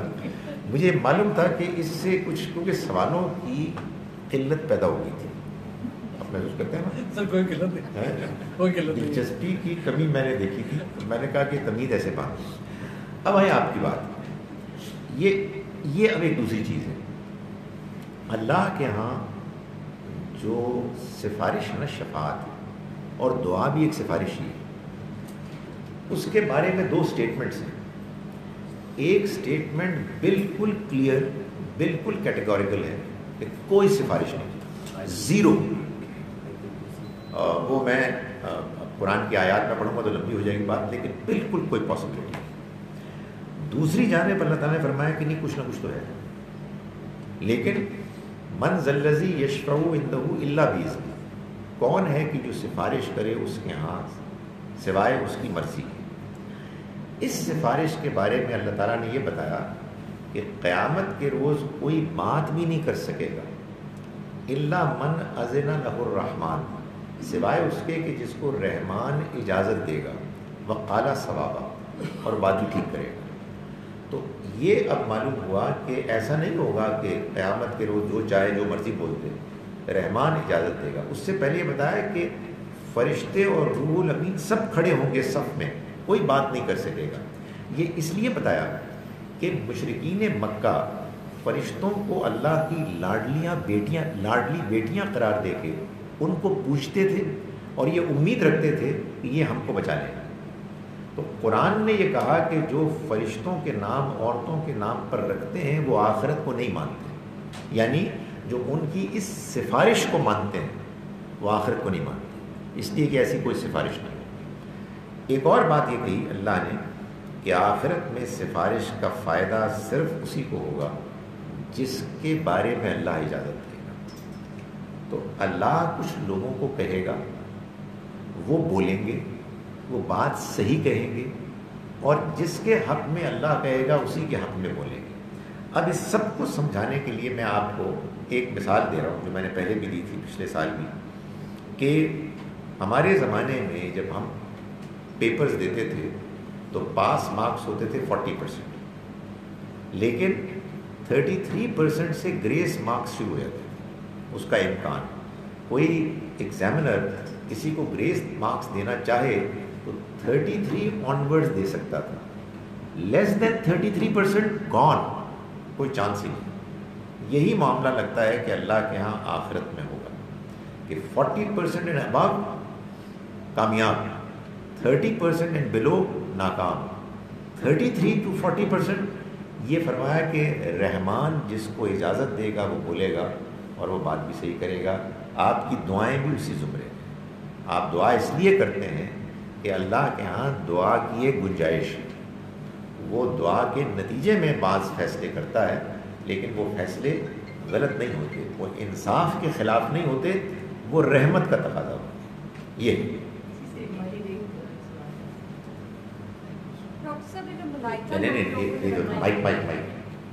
इसी से रिलेटेड एक सवाल था बस छोटा सा, कि जो बैत करते हैं बुजुर्गों के, तो वो कहते हैं कि जी हम अहले बैत को अपने साथ में हमारे क़यामत के रोज़ हिसाब के वक्त तो वो सिफारिश करेंगे या वो साथ ले जाएंगे।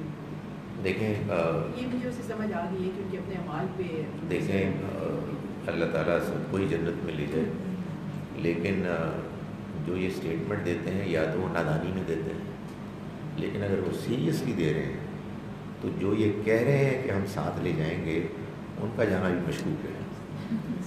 उसकी वजह ये है कि ये पहले खुदा के दरबार में उनको बताना पड़ेगा कि खुदा के इस निज़ाम में वो धांधली मचाने का हक़ किसने उनको दिया था।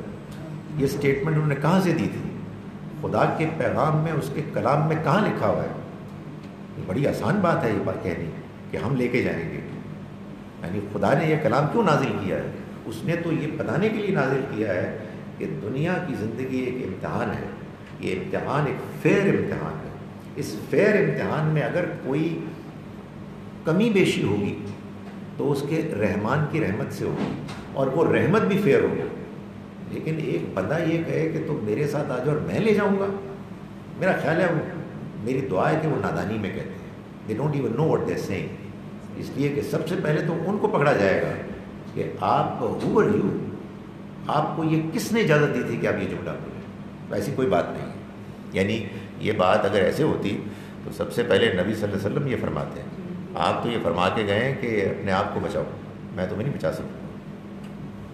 جی ڈاکٹر صاحب، جو ہم اپنے والدین کے لیے ختم دیتے ہیں جو سارا کرتے ہیں، اس کی کیا ہے؟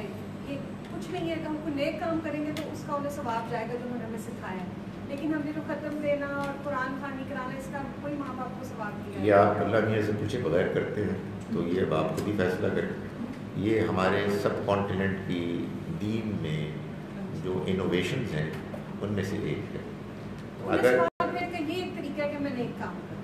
آپ نے دیکھا اس میں بھی والد صاحب تھے ڈاکو، اولاد بن گئی ولی اللہ، تو یہ نیکی بھی نہیں جائے گی. اصل میں اصول کیا ہے؟ اصول یہ ہے کہ انسان کے کوئی چیز کام نہیں آئے گی سوائے اس کے کہ جو اس نے خود کی. والد صاحب نے، استاد محترم نے، فلاں نے آپ کو ٹرین کیا نیکی میں، آپ نے وہ نیکی کی، آٹومیٹکلی چلی جائے گی. آپ ان کے لیے دعا کریں، دعا انشاءاللہ قبول ہو. لیکن یہ کہ ایک صاحب کا کوئی دلچسپی نہیں تھی، ان کا کوئی تعلق ہی نہیں تھا اس سے، تو پھر اللہ تعالیٰ فیصلہ کریں گے، اور وہ فیصلہ اللہ سے امید ہے کہ نرمی کا کریں گے. لیکن یہ بات کہ میں کوئی نیکی کروں اور اس کا اجر اس کو ملے کہ جس کا اس دنیا کا امتحان ختم ہو چکا ہے، تو وہ تو ان کے تو اعمال نامے بند ہو چکے ہیں. اس میں تو اب وہی چیز داخل ہو سکتی ہے جو انہوں نے کی اور وہ اب بھی دنیا میں لوگوں کو فائدہ پہنچا رہی ہے. تو اس کے علاوہ کچھ بھی نہیں ہے. اس لیے کہ آپ غور کریں کہ اگر یہ چیز صحیح ہے جو ہمارے یہاں لوگ کرتے ہیں، اس کے بعد دنیا میں تو دھاندلی تھی ہی تھی، آخرت میں بھی دھاندلی. اس لیے کہ لوگ پڑھتے ہیں اور لوگ بخشے جاتے ہیں. جن کے پڑھنے والے نہیں ان کا بخشش بھی نہیں ہوگی، ادھر بھی گڑبڑ ادھر بھی گڑبڑ. یہ میں آپ کو بتاؤں کہ جو کرپٹ ذہن ہوتا ہے نا، وہ پھر اپنے دین کو بھی کرپٹ کرتا ہے اور وہ پھر خدا کے بارے میں بھی تصور پیش کرتا ہے. خدا تعالیٰ نے تو یہ بتایا ہے کہ انصاف ہوگا، اور انصاف نرم انصاف ہوگا، یعنی اس میں اس کی رحمت بھی ہوگی. لیکن کوشش، انیشیٹو انسان کا اپنا ہوگا. آپ کریں گے تو آپ کو ملے گا.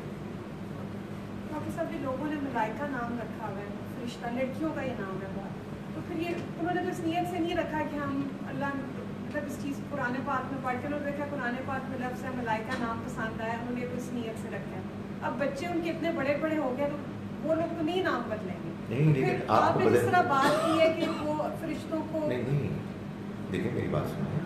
بات یہ ہے کہ اگر کچھ لوگ کسی بزرگ کو ان کی عبادت کرنا شروع کر دیں تو اس میں بزرگ کا کیا قصور ہے؟ یعنی فرشتوں کے نام رکھنے میں کیا پرابلم ہے؟ فرشتوں کو اللہ کی بیٹیاں قرار دینا، یہ ہے پرابلم. یہ جو آیت ہے نا، اس کا مطلب یہ ہے کہ وہ لوگ کہ جو فرشتوں کے نام عورتوں کے نام پر رکھتے ہیں وہ آخرت کو نہیں مانتے. یعنی وہ نام رکھ کے یہ تصور رکھتے ہیں کہ یہ اللہ کی بیٹیاں ہیں اور یہ ہماری سفارش کریں گی. یہ ہے اصل میں مسئلہ، نہ کہ نام رکھنا. نام آپ جو مرضی رکھیں.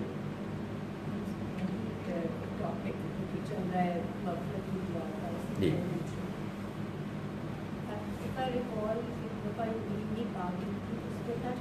اولاد اگر اپنے ماں باپ کے لیے دعا کرے، ایک تو اس کو اعمال کرے، نیک ماں باپ، اچھی انہوں نے تربیت کی، بچے جو ہیں ان کو کچھ نہ کچھ اچھا کرتے ہیں تو وہی سارے ثواب ماں باپ کو جاتا ہے.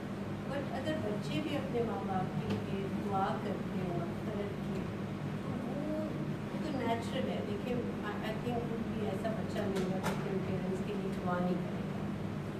وہ اس میں I understood that yes, that is perhaps going to be acceptable at some level. I don't know who may clarification. دیکھیں ہم کو دعا کرنی ہے، ہم دعا کریں گے، ہماری ذمہ داری بھی ہے، ہمارے دل کا رجحان بھی ہے، اس کے بغیر ہماری تسلی ہو ہی نہیں سکتی. یہ ایک بات ہے. یہ اللہ کے ہاں کیا حیثیت رکھے گی اس کا فیصلہ اللہ کرے گا. اللہ سے بڑی امید ہے, ہم اسی امید پر اس سے دعا کرتے ہیں, اور اچھی امید ہی کے ساتھ دعا کرنی چاہیے.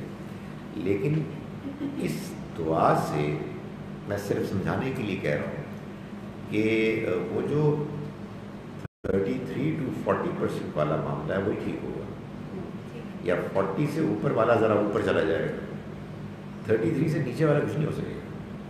تو خدا کے جو قوانین ہیں انصاف کے وہ تو نہیں بدل سکتے. اس لیے ہم بات یہاں سے شروع ہوئی تھی کہ ہمارے ہاں معاشرے میں فراڈ ہو رہا ہے, جھوٹ ہو رہا ہے. سچی بات یہ ہے کہ کرپشن کی جتنی فارمز ہیں وہ سب کی سب یہاں ہو رہی ہیں, اور ساتھ ہی ساتھ ایک بہت زبردست امید ہے کہ انشاءاللہ وہاں بھی ہم کامیاب ہوں گے.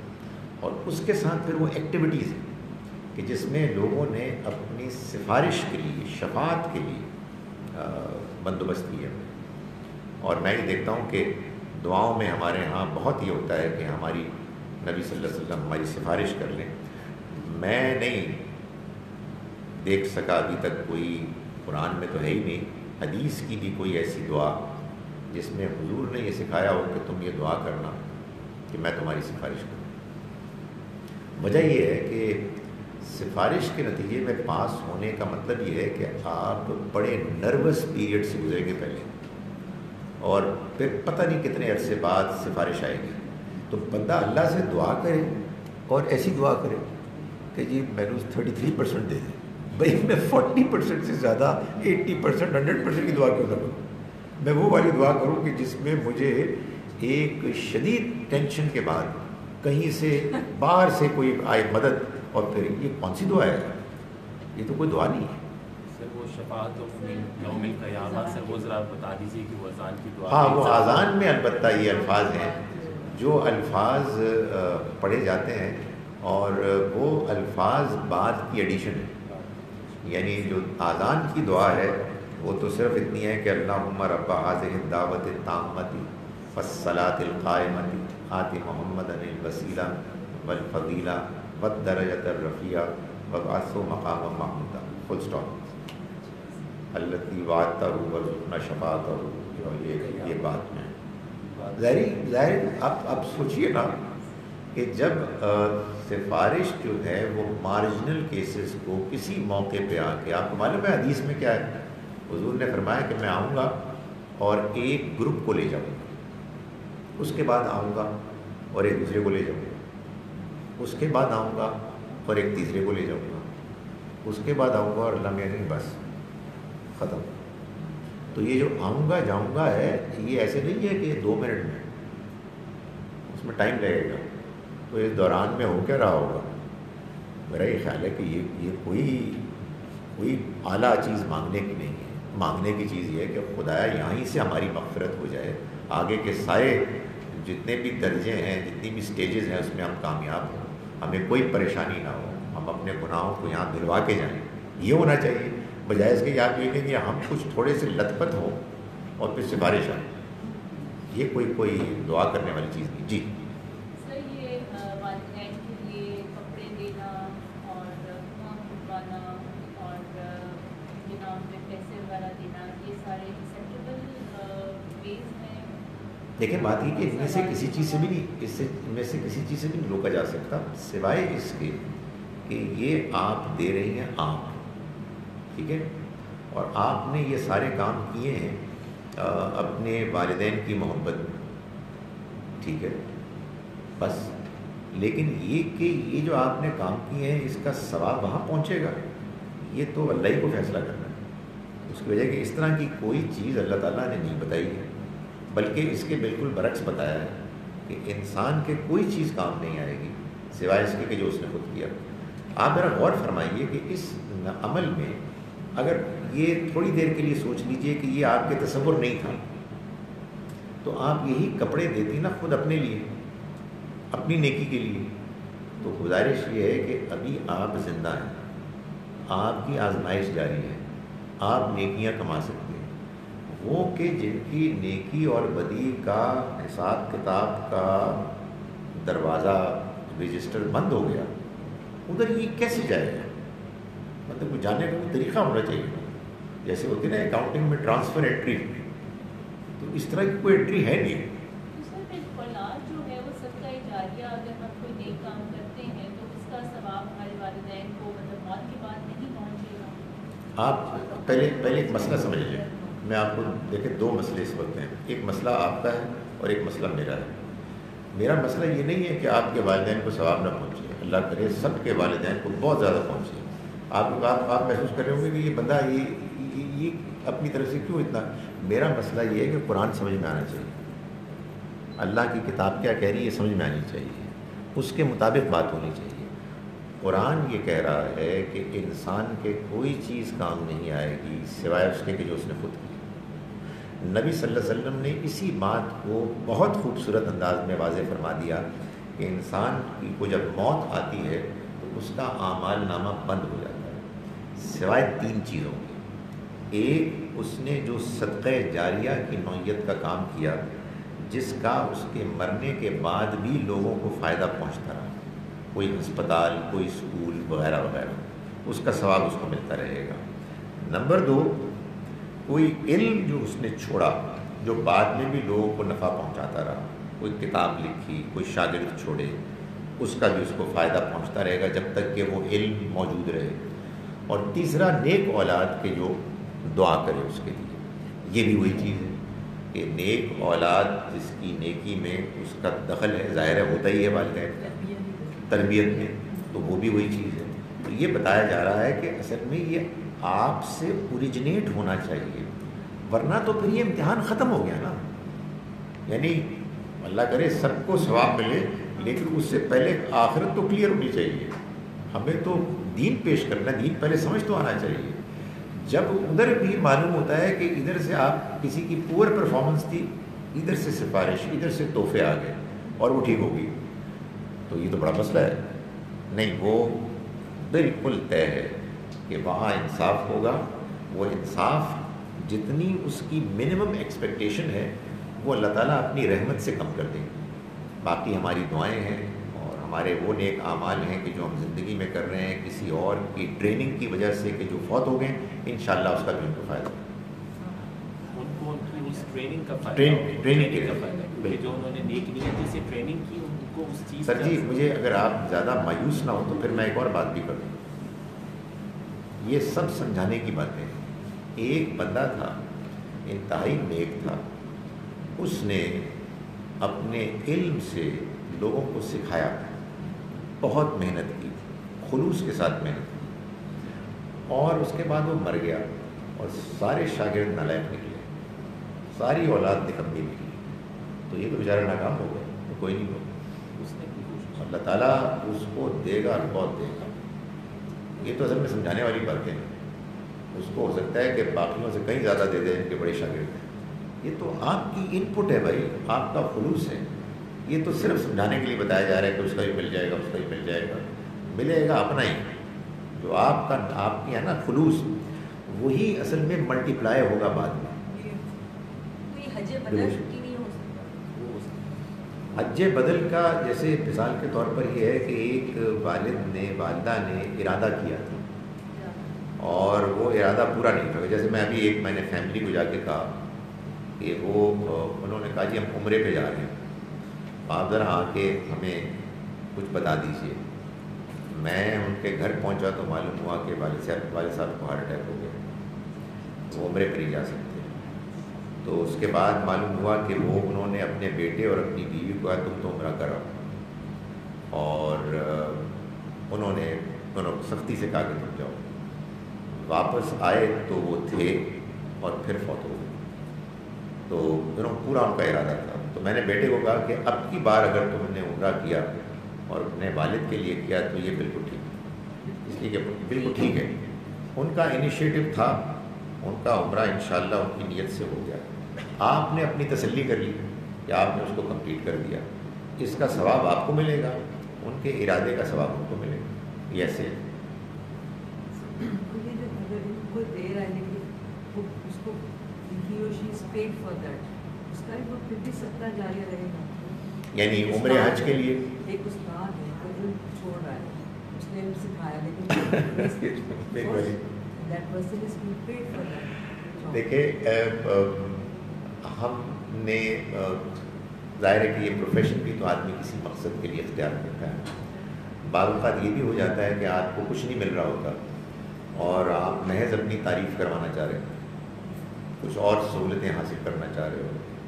اس لیے میرا یہ خیال ہے کہ یہ بھی دیکھا جائے گا کہ تنخواہ تو ملنی تھی, تنخواہ ملنے کے نتیجے میں مطلب کیا ہوگا, آدمی ڈیوٹی دے گا, 45 منٹ کا لیکچر دے گا, لیکن اس لیکچر میں جو اس کے اندر ایک سیلری سے زیادہ جو ایک خلوص ہے, جو ڈیووشن ہے, جس میں کہ اس کا جذبہ ہے کہ اس کے شاگرد سیکھیں اور بہتر ہوں, تو آئی ایم شیور ان شاء اللہ اللہ تعالیٰ تنخواہ کی وجہ سے محروم تو نہیں کریں گے. یہ تو نہیں ہوگا کہ تمہیں تنخواہ مل گئی اس کا. جو درود شریف کہتے ہیں جمعے کے دن زیادہ پڑھیں, اس کی کیا فاؤنڈیشن؟ یہ تو فاؤنڈیشن دیکھنی پڑے گی کہاں ہے, لیکن بات یہ ہے کہ درود شریف کا فلسفہ میں نے آپ کو بتا دیا کہ یہ در حقیقت نبی صلی اللہ علیہ وسلم کے لیے ہماری طرف سے آپ کے احسانات پر آپ کے لیے دعا ہے. اس کا آغاز بھی ایسے ہوا کہ جب حضور نے نماز سکھائی تو آپ نے فرمایا کہ یہ قعدے میں تشہد میں جب تم بیٹھو تو تم مانگو اپنے رب سے جو مانگنا چاہتے ہو. تو بعض لوگوں نے آپ سے کہا جی کہ ہم اور مانگنے کے علاوہ اوروں کے لیے ہم آپ کے لیے مانگنا چاہتے ہیں, تو آپ بتائیں کہ ہم کیسے مانگیں. تو آپ نے ایک مرتبہ کے پوچھنے کے بعد کوئی جواب نہ دیا, دوسری مرتبہ آپ سے جب پوچھا گیا تو پھر آپ نے یہ درود سکھایا جس کو ہم درود ابراہیمی کہتے ہیں. تو یہ بس آپ کے احسانات کا ہم پر جو ایک ہے پے بیک کرنے کا ایک ہے نا انسان کے اوپر ہوتا بوجھ تو نہیں کہنا چاہیے, ایک خواہش, ایک تمنا, یہ اس کا اظہار ہے. ظاہر ہے کہ اس میں یہ جو کہا جاتا ہے کہ فلاں دن پڑھیں, یہ پھر دیکھ لینا چاہیے کہ جو بات کہی جا رہی ہے وہ کسی اوتھینٹک اس میں ہے یا نہیں ہے. میں ابھی تک بڑا وہ آپ لوگوں میں سے بعض لوگ پوچھتے تھے یہ سوال, تو میں کچھ ویگ سا ان کلیئر سا جواب دیتا تھا. ابھی ریسنٹلی میں نے وہ حدیث پڑھی کہ جو جمعے کے دن سورہ کہف پڑھنے کے بارے میں, تو وہ اس کے الفاظ جو میں نے پڑھے, بہقی کی روایت ہے. بہقی صحاح ستہ میں نہیں ہے, ایک اور کتاب ہے, لیکن بہرحال اس میں بھی حدیثیں ہیں کہ جن کو ایک درجہ حاصل ہوتا ہے. اور یہ بات آپ سمجھتے ہیں سب یہ بڑی مشکل چیز ہے جو لوگوں کے پوری طرح رجسٹر نہیں ہوتی, کہ جب ہم کہتے ہیں حدیث تو اصل میں یہ ایک دعویٰ ہوتا ہے کہ حضور نے ایسا فرمایا ہوگا, اس کے بیچ میں واسطے ہوتے ہیں. تو اس میں یہ امکان ہوتا ہے کہ یہ بات بالکل ایسے نہ ہو, مگر بہرحال اگر وہ آپ قرآن سنت کی اور دوسری احادیث کی روشنی میں محسوس کریں کہ ٹھیک ہی لگتی ہے تو پھر اچھی بات ہے. یہ گویا کہ قرآن سنت کا ایک فٹ نوٹ ہو گیا. تو اس میں جو بات بیان کی گئی کہ جو شخص جمعے کے روز سورہ کہف پڑھے گا اور اگلے جمعے پھر پڑھے گا تو یہ دونوں جمعوں کے درمیان اس کے لیے ایک روشنی بن جائے. میں نے کہا اس دن جو میں نے اس کو پڑھا تو میں کہی بات ٹھیک ہے, یہ بڑی خوبصورت بات ہے.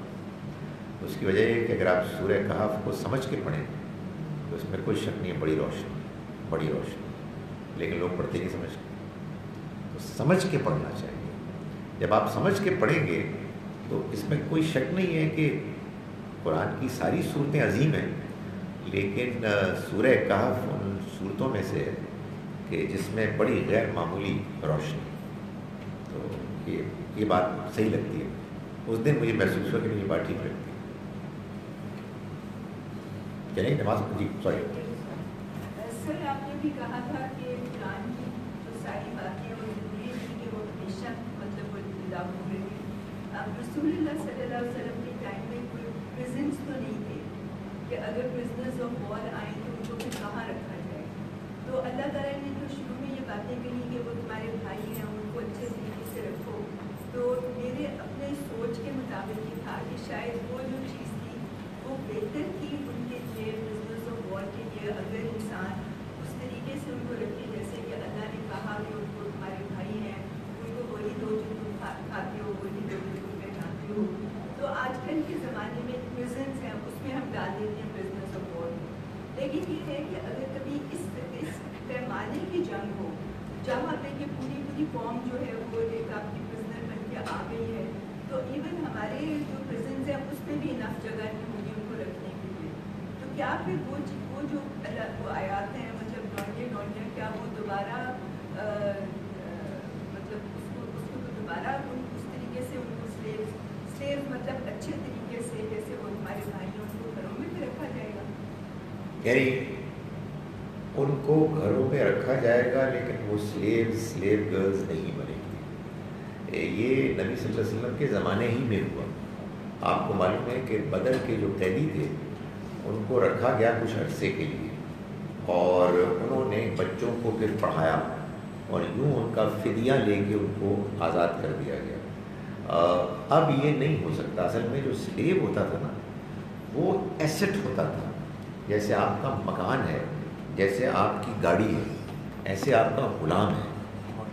वो अब आपकी कमोडिटी है, वो अब अपनी आज़ादाना तशख़्ख़ुस रखता ही नहीं है, इसलिए वो तो नहीं बनेंगे। लेकिन हम अगर कोई इम्कान हुआ, जैसे मिसाल के तौर पर बेहतरीन मुज़ाहरा किया हमारे यहाँ अंसार ने मुआख़ात के उस तसव्वुर को इम्प्लीमेंट करके कि नबी सल्लल्लाहु अलैहि वसल्लम ने फरमाया कि इनमें से एक मुहाजिर एक अंसारी का भाई है। इस तरह बहुत से लोग एकोमोडेट हुए, तो ये तो ठीक है। जैसे हमारे यहाँ भी सब कॉन्टिनेंट में लगता है कि बताया जाता है कि पार्टीशन में ऐसा बहुत हुआ, फैमिलीज़ आई और यहाँ फैमिलीज़ ने उनको एकोमोडेट किया। तो अब लेकिन ग़ुलाम लौंडी नहीं हो सकते। वो तो मैंने बता दिया कि शुरू ही में अल्लाह ताला ने उनके बारे में अपने नापसंदीदगी का इजहार कर दिया और फिर एक तदरीज के साथ उसके ख़ात्मे का बंदोबस्त कर दिया। जी, आपने भी बात की सूरत कहफ के बारे में, तो यहाँ बहुत ज़्यादा एक नया ट्रेंड निकला है कि जी पहली 10 आयतें और सूरत कहफ की आखिरी 10 आयतें याद कर लें या पढ़ लें तो सूरत कहफ जुमे वाले दिन की पढ़ी है। हमारे बच्चों को भी मदरसों में जहाँ जाते हैं बच्चे तो पहली 10 आयतें सिखा दी जाती हैं या आखिरी 10 आयतें सिखा दी जाती हैं।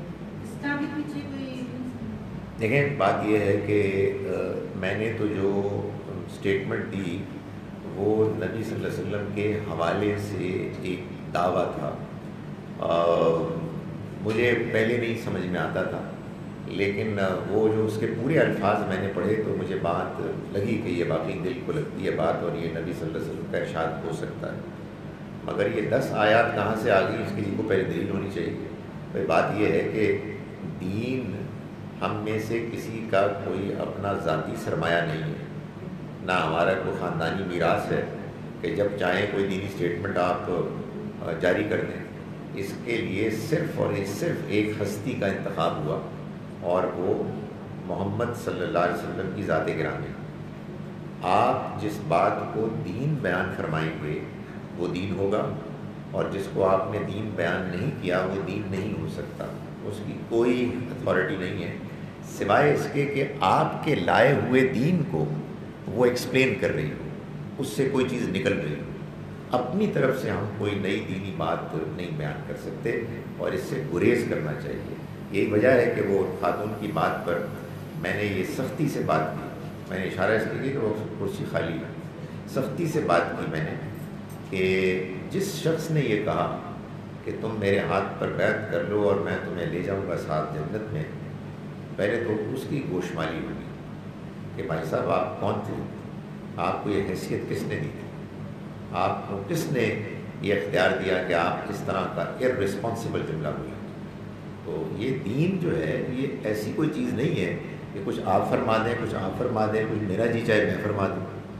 ये दीन अल्लाह के पैगंबर की तरफ से मिलता है, आपके अलावा कोई दीन नहीं दे सकता। हम मुसलमानों की एक बड़ी बदकिस्मती ये है कि हम जिसकी अक़ीदत में मुब्तला हो जाते हैं फिर वो दीन का सोर्स बन जाता है, फिर उनकी ज़बान मुबारक से जो कुछ निकलता है वो दीन होता है।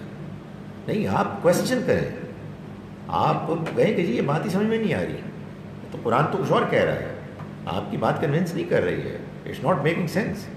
ہمارے یہاں لوگ جو ہیں وہ تو سرنڈر کر دیتے ہیں، اور اس کے بعد وہ ہوتا ہے جو ہو رہا ہے کہ 72 نہیں 7200 فرقے بنے ہوئے ہیں، اور ہر گروہ جو ہے وہ اپنی بات پر مطمئن ہے. ہمارا دین قرآن ہے، ہمارا دین سنت ہے، اور قرآن اور سنت کے تحت فٹ نوٹ ہے حدیث، جس کو قرآن سنت کی روشنی میں سمجھنا ہے. علماء کی بڑی مہربانی ہے کہ وہ اس کو ہمیں سمجھاتے ہیں، لیکن وہ خود سے کوئی دین کی سورس نہیں ہے، وہ دین کو واضح کرنے والے، دین کو ایکسپلین کرنے والے لوگ ہیں.